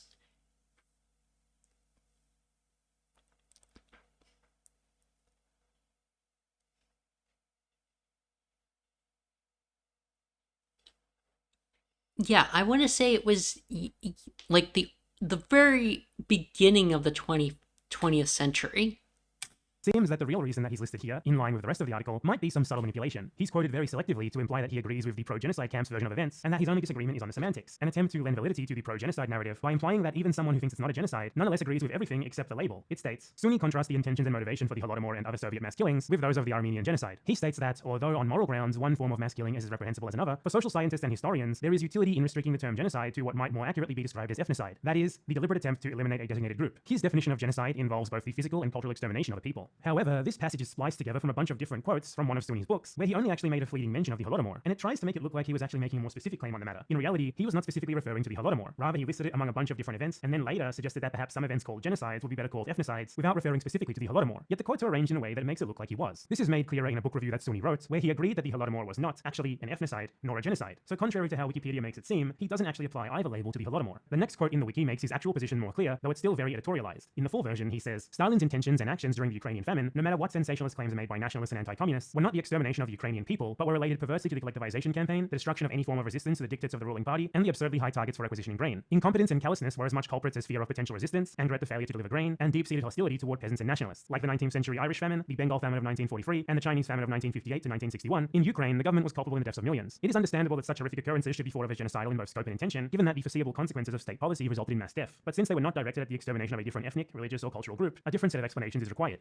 So So it's pretty clear that Sunni's opinion on the matter is much like that of the other scholars in the not genocide camp, that the famine was a result of bad and even callous policy, but was certainly not intended to kill Ukrainians, nor anyone. He's emphatic about that conclusion, yet the article makes him look quite a bit less sure on the matter than he actually is. This has been a recurring theme so far. The opinions of certain authors are presented in misleading and contradictory ways that almost seem intentionally designed to confuse the reader as to what their position actually is, in a way that favors the pro-genocide conclusion. So far, that's 3 highly detailed recent scholarly assessments of the question in the not genocide section, along with 1 less detailed but still adequate scholarly opinion, while the pro-genocide section has just been a complete and total mess in comparison. Let's see if the next citation changes that. This one is of Станіслав Калчицький, Надія Єфименко. According to the wiki article, they compiled data on all-cause mortality in Ukraine, meaning everyone who died during the time period relevant to the famine, and compared death rates among different ethnicities in the country. Using this, they concluded that people of the Bulgarian, Moldovan, and Ukrainian ethnicities died disproportionately in the famine, mostly due to their rural status. But if they were disproportionately victims due to their rural status rather than due to their ethnicities, then that's actually an indicator that Ukrainians were not specifically targeted by the famine, rather just that rural people were more affected by it. So this source, if anything, would seem to be a good supplement for an argument against the notion that the famine was engineered to target Ukrainians. Yet here it is, for some reason included in the pro-genocide section. Suffering being concentrated in the rural population is unfortunately completely normal in a famine. Small-holding peasants are always hit first and hardest because they rely directly on the harvest for everything, to feed themselves and to make money or to get something to barter. The Indian economist Amartya Sen, a specialist in famines, explained this well. If the output from my farm falls sharply because of some local calamity, but the food supply in the market is unaffected or even increased, I, the peasant, shall still be forced towards starvation. What keeps me from hunger is not the food supply in the country or the region, or even in the local market, but my own inability to establish command over food. As a peasant, I get this directly from the food I grow. I am, of course, free to buy food in the market, but what do I buy it with? So rural people tend to be the primary victims of famine rather than city people, because cities import their food stocks from many different areas and thus are less vulnerable to regional shortages, and their residents are much more likely to be wage laborers whose jobs will give them some sort of hard currency to purchase food with. In a widespread famine, cities eventually suffer too, but that comes a while later, after many more rural victims have already died. So that victims of the famine in Ukraine were disproportionately from groups with higher rural populations, such as Ukrainians and Bulgarians, just doesn't really matter for the question of whether the famine was engineered to kill Ukrainians. So there's nothing weird about this and no reason to assume that they were targeted based off ethnicity due to it, as the authors of this very paper concluded, and which the Wikipedia article itself literally says. So why is this here? Why is this paper cited in the pro-genocide section when its conclusions don't even fit with the argument? It just boggles the mind. This article has been through a frankly ridiculous amount of revisions, so I think it's fair to expect that it'd be pretty refined, but it seems more like the editors just hope that the reader would never actually read any of the text, let alone check any of the sources. So another irrelevant, nonsensical inclusion in the pro-genocide section. That's 0 out of 5 now. There's only one source left to cover in the not genocide section, Mark B. Torga. Torga writes quite a bit on famines, most notably the Soviet famine in question and the 1973 Bengal famine. His work is generally concerned less with the specific famines in question and more with ideas about why and how famines happen in general, so he tends to use them as ways to argue for his wider theories. And said theories are,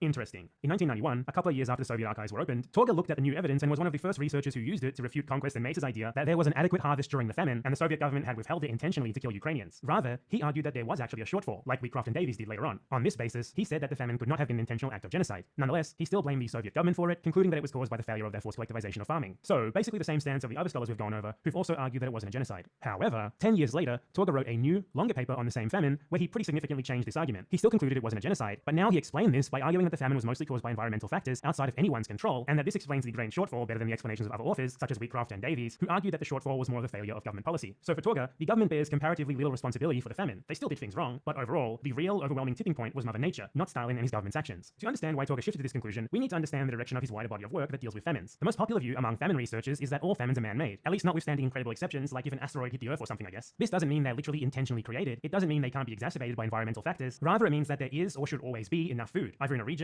a country, or in the world, and who has access to it is ultimately socially determined. So when a famine results in lots of deaths, it can always be explained through man-made factors. Some obvious examples would be poor distribution of existing food supplies caused by poor government policy, or a lack of ability to buy food among the poor due to market factors, or a lack of good agricultural practices to make crops more resilient to poor weather conditions. All of those can be attributed to humans. But there's also countless less obvious ways that famines are man-made. For example, if a government doesn't keep adequate emergency food stocks to be used in times of famine, that's a man-made factor. The lack of adequate food relief imports from elsewhere is also a man-made factor, whether it be due to a decision of local or international government. There's always sufficient food in the world for everyone, so if some people aren't getting enough, that's due to artificial barriers put up by human societies, thus man-made. In the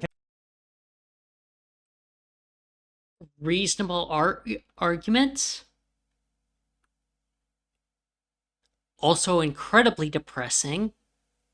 case of our subject matter, based on the sources we've read before Torga, the famine was man-made in the sense that it was the result of a failure of agricultural policies, and that more people then died due to inadequate redistribution of food from other regions which had surpluses. This doesn't necessarily imply malicious intent. Man-made famines are often attributable more to problems with economic, social, and political systems, and poor decision-making than to malice. Torga basically seems to think that everything that I've just said is bullshit, and that the famines that he's written about were all mostly caused by nature, rather than any of the human factors we just went over. For another example, he's also written on the Bengal famine of 1943, in which about 3 million Indians died, arguing that it was pretty much caused by nothing more than the weather, and the British Empire literally did nothing wrong at all. Usually, denial of any British responsibility in the Bengal famine, and denial of any Soviet responsibility in the Holodomor are things that you would expect from wildly different ideological currents. Someone would deny one or the other, not both. So Torga's stance is very unique. I went over the Bengal famine in a video on the topic. That is... Yeah, I would actually agree with that assessment. That is... Those are takes.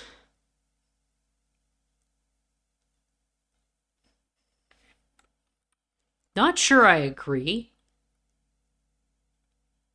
which you should check out if you're interested in knowing more. But the gist of it is that the famine was partly caused by the actions of the British Empire, and many of the deaths once it began were due to its negligence and at times maliciousness. Many deaths could have been avoided, but the Empire didn't even try to do what was necessary to save people.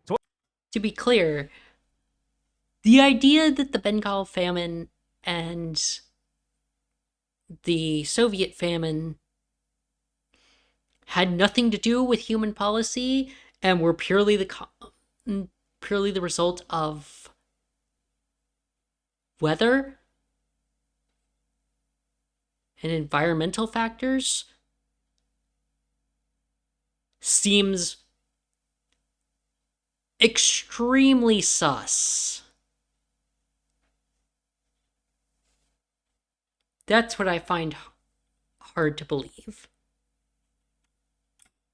Tolkien, however, just like in his writing on the Holodomor, holds that the natural factors were overwhelmingly important, so the government of Winston Churchill did pretty much nothing wrong at all. I also directly refuted his arguments on this in my aforementioned longer video on Bengal, and I don't want to go too far off topic here, considering how long this video already is. But basically, he just seems very invested in this idea that everyone else is wrong, and famines are not actually man-made ever. He even thinks that any notion that the British Empire deserves blame for the Great Irish Famine of the 1840s, which was pretty much the clearest example of callous colonial policy causing a famine that you could ever imagine, is little more than a nationalist myth. So Torgler is very biased, but it's hard to notice because he's not biased in the usual politically motivated way, rather in a sort of scholarly argument way. What's interesting about the wiki article, though, is that it totally ignores his later article on the matter, which takes a much firmer stance against ascribing blame onto anyone for the famine, and instead exclusively cites his earlier one. After seeing all the subtle bias inserted into this article, I can only assume that this is because the editors found its conclusions to be a bit softer, and thus more in line with their own bias. It also includes a couple of critiques of Torger's views. Any such critiques are wholly absent from opinions cited in the pro-genocide section, yet included multiple times here in the not-genocide section, probably because of that same bias. Torger's work regarding the influence of the environment on the Holodomor is valuable. His conclusions, however, go too far, and are clearly crowded by his own personal crusade against the notion that humans could possibly be to blame for millions of people dying in predictable and preventable ways. So he's a serious scholar, and he definitely merits inclusion here. He's just quite heterodox, and goes a bit too far with his conclusions, to the point that even most other scholars in the no-genocide camp disagree with them. This context surrounding his work is very important, as it's often cited by people who outright deny literally any government responsibility for both the Soviet famines of 1932 to 33 and the Bengal famine. So that's 5 out of 5 for serious, modern scholarly opinions for the not-genocide section so far, versus 0 out of 5 for the pro-genocide section. And we've got 3 more to go, each of them in the pro-genocide section. The editors decided to put 8 authors in that section versus only 5 in the no-genocide section, despite the fact there's plenty more out there who they're missing who they could have put there. Gee, I wonder why. Could it be for the exact same reason as every single other weird omission or manipulation in this article? Maybe. Since I think I've already kind of made my point with this video, it's already pretty damn obvious that the pro-genocide section is being packed with a bunch of fluff. I'm going to rush through these last 3 for the sake of just finishing this quicker. It's already incredibly long, and I want to make it to the conclusion before we all die to some sort of climate change-induced fireball. So without further ado, Stephen Rosefield. The wiki quotes his book Red Holocaust, which kind of gives the game away with its title. While Rosefield is a serious economist, this book is not serious. It's your typical anti-communist propaganda tract, where the author already had the idea that the Nazis and the USSR were practically the same in mind before writing, and sought to justify that post hoc. This is an incredibly problematic endeavor, as equations of the Holocaust with Stalinist repressions and killings are not only complete bullshit, but are actually part of ultranationalist and fascist myth-making in Eastern Europe. The idea is that by equating the USSR with the Nazis, the actual fascists who collaborated with the Nazis and helped to carry out the Holocaust can be rehabilitated in the modern day, normalizing some of history's most heinous criminals as mainstream national heroes. One example is Stepan Bandera in Ukraine, a Nazi collaborator who tried to cleanse the country of Jews, Poles, and Russians, who is today hailed as a hero following a decades-long government campaign to equate Nazism with communism, which culminated in a law being passed that declared both to be equivalent. Rosefield's book plays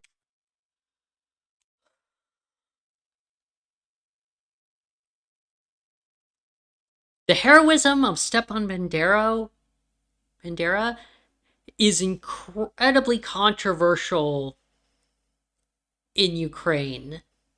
I'm tired of hearing this argument that he's somehow unironic, like uncontroversially celebrated as a hero. A lot of people find him unpalatable. A lot of others find him complicated because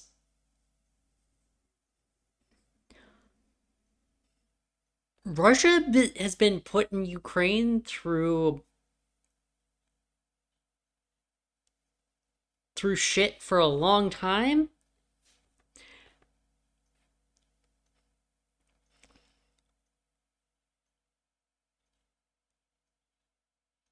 And I could say more. I could talk about... I'll just say I think Ukraine is...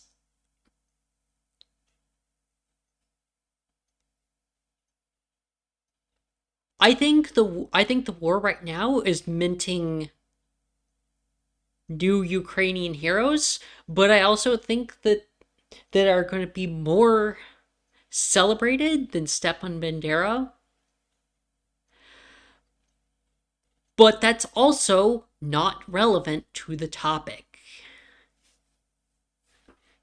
is into all that perfectly. If we look at the part that Wikipedia cites for his views on the Holodomor specifically, it's actually from a footnote, and in just a couple of sentences with very little justification, it asserts that the famine deaths were the result of so-called terror starvation. Because I guess if you put terror beforehand, that makes it sound worse. He justifies using this term by stating that the grain shortfall didn't cause these deaths, rather poor distribution of available food. Therefore, it's inaccurate to call these people simple famine victims rather than victims of calculated murder. But as we just went over, that's true for all famines. There's always enough food somewhere. It's just a question of how it's distributed. So his argument just doesn't make sense. By that measure, every famine ever should be classified as a genocide, so the Holodomor would lose any notion of having a special status. In another passage, Roosevelt claims that new archival evidence proves that Stalin's so-called terror starvation is indictable as a crime against humanity equal to the Holocaust. However, the footnote for this, rather than providing any proof for this extraordinary claim that is quite opposite of what the new archival evidence actually proved, is just a bitter rant about another scholar's Soviet economic calculations, literally completely unrelated. Nothing about that smoking gun new archival evidence proving that the Holodomor was as bad as the Holocaust at all. And if that wasn't bad enough, in this book, which we're apparently meant to believe is a serious and measured academic treatment of the Holodomor, he literally cites Wikipedia 14 times. I'm not shitting you. There's multiple entire footnotes that are just links to Wikipedia articles. He couldn't even be bothered to check their sources and cite those directly. He just cites Wikipedia, straight up. He also doesn't even specify which revision of the articles that he's referring to, and this book was released 12 years ago, so they've probably changed completely since. Dear God, this is garbage. That's 0 out of 6 for the pro-genocide section. They get extra and they still fail. Next up, Norman Naimark, specifically his book Stalin's Genocides, which argued for a wider definition of genocide in order to be able to define basically everything that happened during Stalin's rule of the USSR as genocide. The chapter in this book on the matter is just a rehashing of Robert Conquest arguments, contending that, in spite of all the evidence to the contrary that has been found since, there was no poor harvest and no shortfall of grain, therefore the famine must have been intentional genocide. This is especially egregious of an argument to make because Naimark clearly knows about Wheatcroft and Davies' work, showing that this actually wasn't the case. He cites them directly a few times, but ignores their conclusions. He also acknowledges that there is no evidence to assume that the famine deaths were carried out intentionally to kill Ukrainians, but nonetheless concludes that they were targeted anyway. It's a very short, low-effort chapter that offers nothing new and makes no attempt at all to engage with the counter-arguments that contradict these conclusions. Nonetheless, Naimark is at least considered to be a serious scholar, and this is nowhere near as egregiously bad as Roosevelt's book. It's lazy and just a rehash of old, obsolete arguments, but at least it's not Wikipedia citing rant about everyone I don't like in the footnotes level. I think it's about as valid of an inclusion as Ronald Grigor Suni was in the not-genocide section. So I'm going to throw the pro-genocide camp a bone here and say that this one qualifies. It's nowhere near as good as some of the highly detailed and developed academic treatments in the other section, but at least it's something. So their score is now 1 out of 7. They finally did it. One kind of valid source. Now, the last one, Timothy Snyder and his book. That's a Flyland. depressingly valid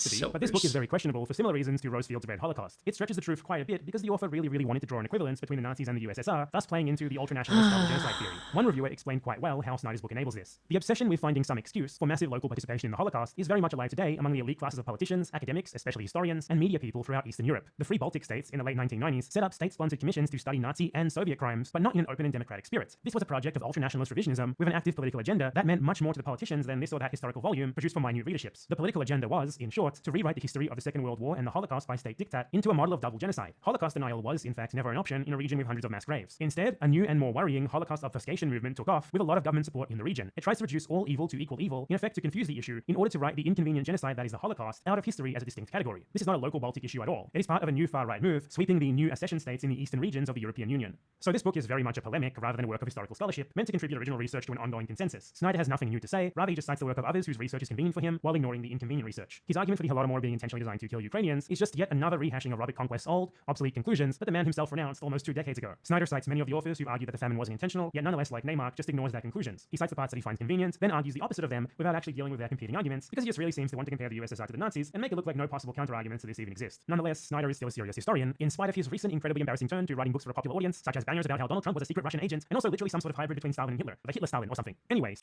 What the fuck?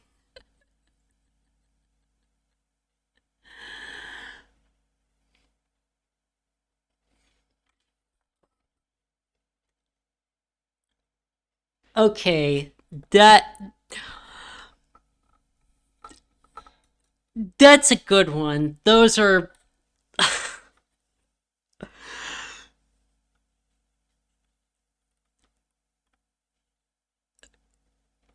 those are some outrageous books. So Snyder's book isn't very good at covering the Holodomor, but I think his opinion still merits inclusion in the Wikipedia article for the same reason Naimark's and Suni's do. They're just adequate enough. So the final scorecard here. Pro-genocide section. 2 valid sources out of 7 total, both of them relatively low-quality rehashes of old arguments, but nonetheless from reputable enough scholars and written recently enough to merit inclusion. Not genocide section. 3 high-quality, original academic treatments that deal specifically with the genocide question, and 2 comparably low-quality but still valid opinions for 5 out of 5 total. I think I proved my point here regarding the clear bias demonstrated by Wikipedia, even in such a highly refined article like this one, which was the result of more than a decade of the community working together to create. I already made my arguments surrounding this at the beginning of the video, and everything since has just been proof, so I don't want to drag this on for even longer by just restating everything. That part is over with. So instead, I'm going to conclude with some insight into how the narrative regarding the famine in Ukraine being a genocide was spread, my own opinion on the Holodomor genocide question and scholarship surrounding it, which I formed from reading the works cited here, and much more, and also a bit of a rant about the USSR and Mr. Joseph Stalin.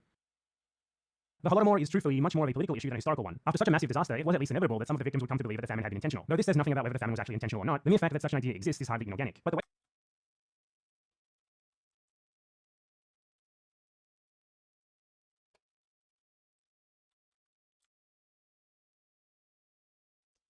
I have no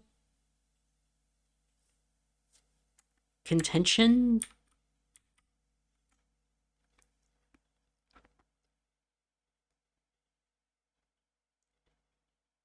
against that.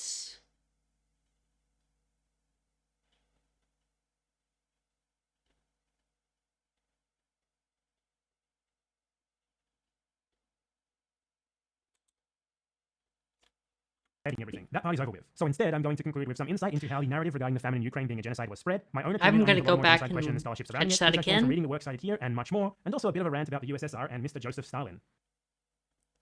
The Holodomor is truthfully much more of a political issue than a historical one. After such a massive disaster, it was at least inevitable that some of the victims would come to believe that the famine had been intentional. Though this says I agree. I don't think it's at all surprising that the Ukrainians felt targeted. They felt the brunt. They experienced the brunt of of the starvation, a disproportionate number of deaths, and Stalin and the Soviet government already had prejudices against Ukrainian nationalists, and Ukraine already felt victimized by Russia/the Soviet Union.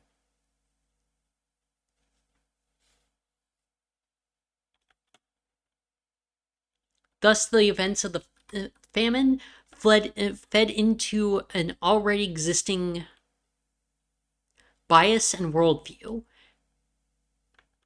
nothing about whether the famine was actually intentional or not, the mere fact that such an idea exists is hardly inorganic. But the way that it's been pushed kind of is inorganic. The historical scholarship on the matter was born as an attempt to affirm a process of nationalist and anti-Soviet myth-making, rather than simple honest research. All of the original big-time scholars on the matter from the 80s, such as the aforementioned James Mace and Robert Conquest, were paid directly to do their research by right-wing Ukrainian nationalist groups abroad, who obviously had a big political vendetta against the Soviet Union, and still do now, even after its fall. For them, the idea that Stalin planned to, and did, intentionally starve millions of Ukrainians is very convenient for political purposes, and they've actually really succeeded at their goal. The understanding of the Holodomor that they've pushed is now pretty much dominant among those who actually know what it was, and it seems that no amount of research refuting that idea is going to change that, because the facts don't actually matter. The myth does. From the 2000s onwards, the Ukrainian government itself even started to aggressively push this narrative. It's invested a ton into promoting it, for example by lobbying international organizations and other countries' governments to recognize the Holodomor as a planned genocide of Ukrainians, and by straight up paying anyone, even remotely reputable, who's willing to write things that align with that interpretation. Unfortunately, that is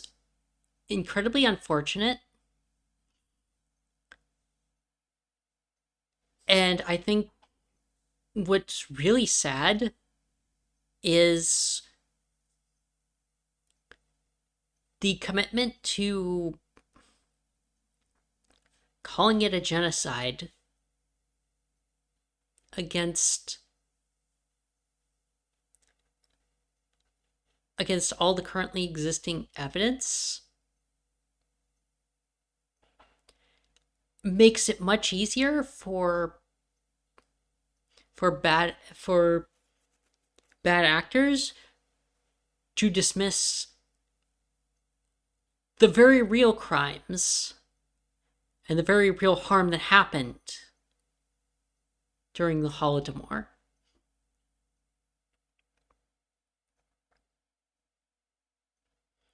It makes it much easier to dismiss the act by making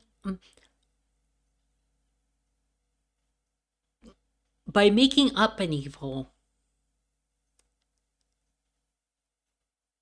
It obfuscates the evil that actually happened. It obfuscates the evil that Stalin and the Soviet government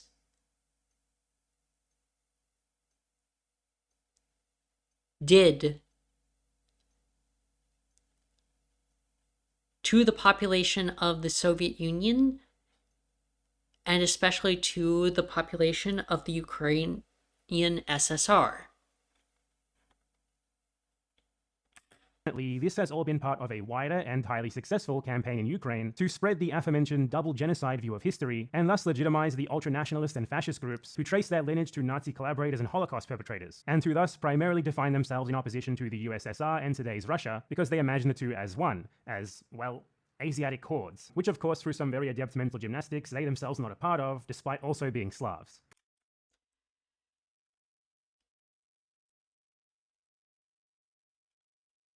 Yes, I think all of that's ridiculous. For this reason, I think it's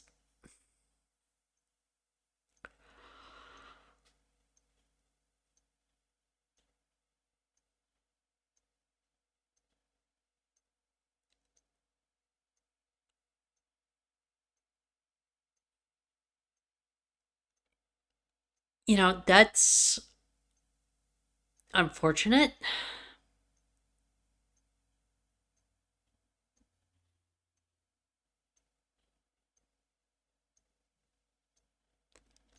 I don't think it's at all I don't think it's particularly surprising, but it is unfortunate, and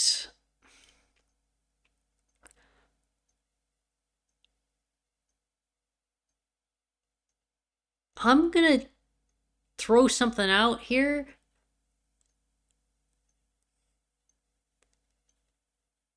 The way Russia has been acting towards Ukraine for the past 10 years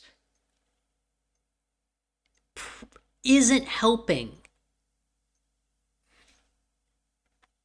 the research on the matter, which is much more nuanced than the general public perception would indicate, and which actually leans quite heavily towards the idea that there is just no evidence for any national interpretation of the famine, has largely been ignored outside of its academic bubble. This is made clearer through a comparison with the same famine's effect on Kazakhstan. Kazakhstan actually suffered worse and even longer than Ukraine did. Around 30% of its population died. And just like Ukraine, there's also a myth in Kazakhstan which frames the famine as a planned genocide of Kazakhs, which is similarly rejected by most modern historical scholarship. But unlike the intentional Holodomor narrative, you've probably never heard of this idea, because there's simply no accompanying political movement spreading it internationally by paying people to write about it or make documentaries or movies about it, holding international events about it, or lobbying other governments to recognize it as such. Nor is the Kazakh government pushing the idea aggressively.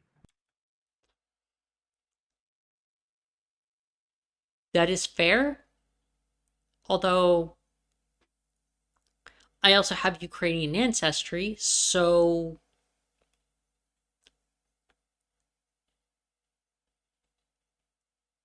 I personally probably have other reasons for knowing about the Holodomor beyond broader cultural, broader public memetics. My own assessment of the evidence and the research that we've gone over here is that the famine in Ukraine was not planned or carried out intentionally at all, nor were Ukrainians specifically targeted on ethnic grounds. No direct evidence for either of those assertions has ever been found, so every argument for them is based on little more than inferences and circumstantial evidence at best. And worse, these arguments were formed before the Soviet archives were opened, under the assumption that there would be some sort of special smoking gun secret document in there that proved all of them. And yet, when the archives opened and this evidence never surfaced, the arguments still remained the same, making the political motivations behind them just more obvious. The evidence indicates that the famine affected a much wider area than just Ukraine, including 2 million dead in Russia itself, so the national interpretation is just incorrect. It was caused by a failure in agricultural policy exacerbated by natural factors, which led to a poor harvest, which led to a regional food shortage, and which Stalin's government failed to adequately respond to. In large part because they wanted to hide the famine from the wider USSR and world, hence they undertook most of their relief efforts in secret, which obviously greatly hindered their effectiveness.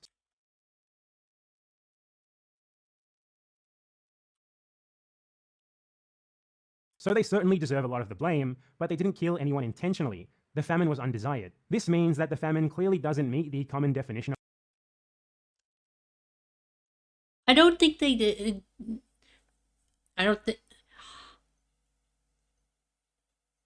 I don't think they killed anyone intentionally.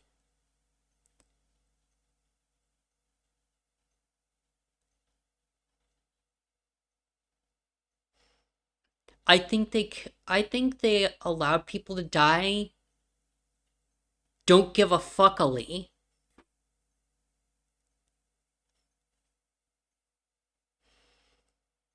I think they let people die, in some cases, maliciously.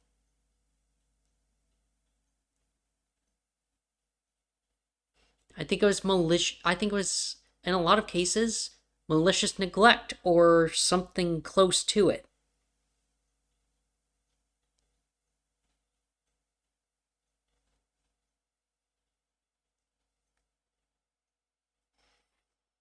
Of the term genocide, which most people think to involve mass intentional killing of specific groups of people, rather than many accidental deaths among different groups of people. Under a wider definition of genocide, it might qualify, but that would need to be a definition that includes deaths by mismanagement and neglect, and that doesn't need to be targeted at any specific group of people, which just really kind of defeats the point of the term, and would implicate basically every government in the world of genocide. So by the understanding of the vast majority of people and the UN definition of the term, the Holodomor was not genocide. That said, it was still mostly the fault of Stalin's government. Stalin's agricultural policy was disastrous, and his treatment of the peasants was incredibly brutal. To him, they were closer to serfs than comrades in a socialist project. Peasant disobedience to this state of affairs was inevitable and caused by the government itself. And that I feel like that's obvious, but apparently we have to explain this. Yes, like it would opposition to forced collectivization was entirely predictable, inevitable,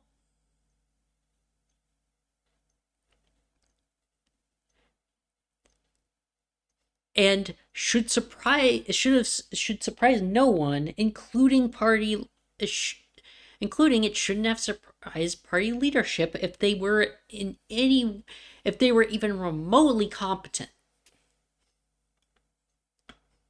And I have to believe that they were at least somewhat competent.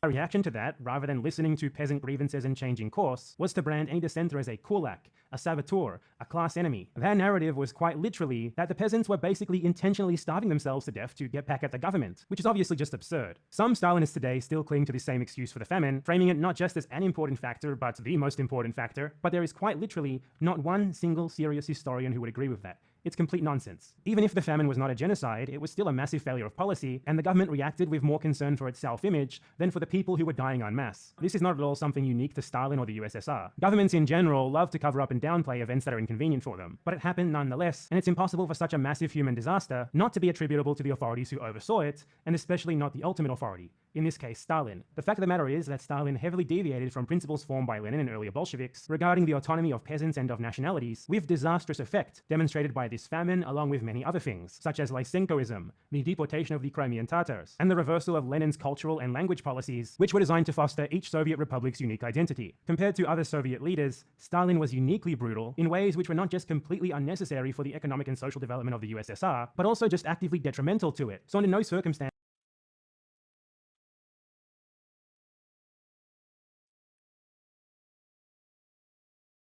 Yes.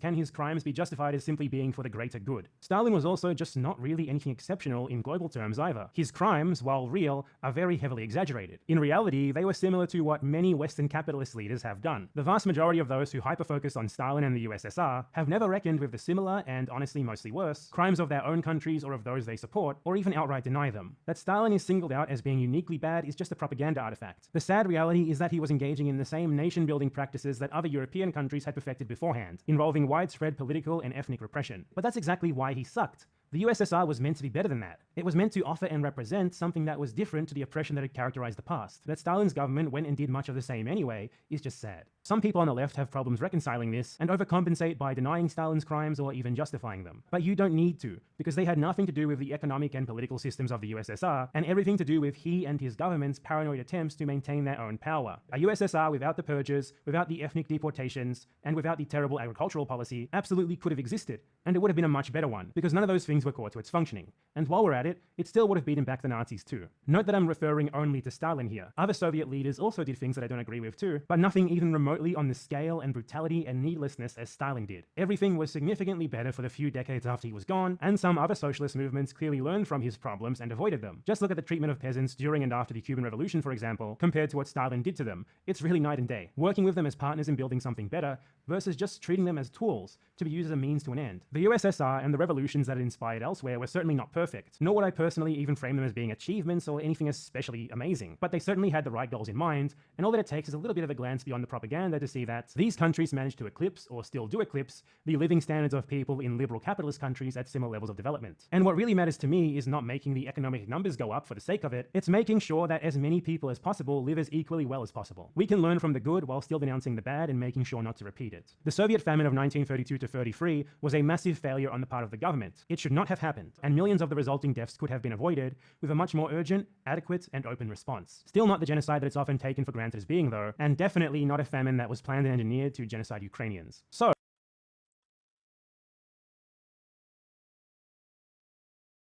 I agree with most to all of that.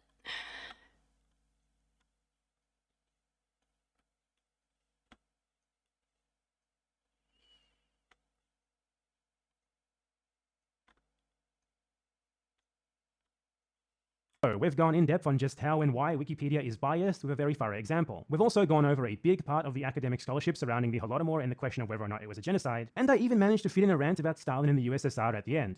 Yay. This was way longer than what I thought it would be when I started writing. Dear God. If you like this video, subscribe to... Alright. I will say I was pleasant.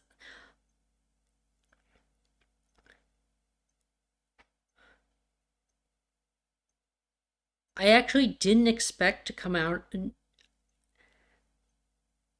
of that video agreeing with Bad Empanada.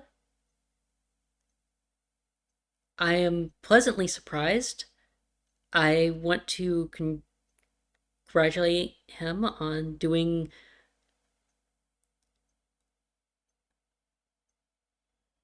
so much great research.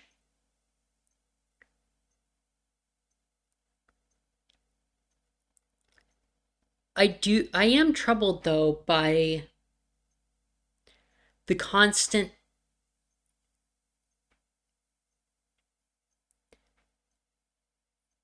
need there were a couple of instances of deflecting attention towards the problems of other governments, and those are real. I don't want to minimize them. I don't want to minimize the atrocities committed by Western governments.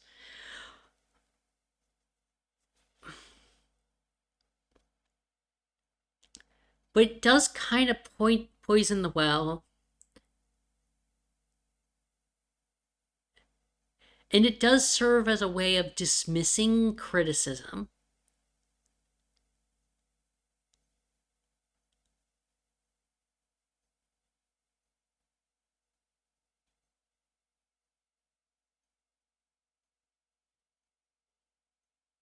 And I would encourage people to always be skeptical whenever someone uses that argumentation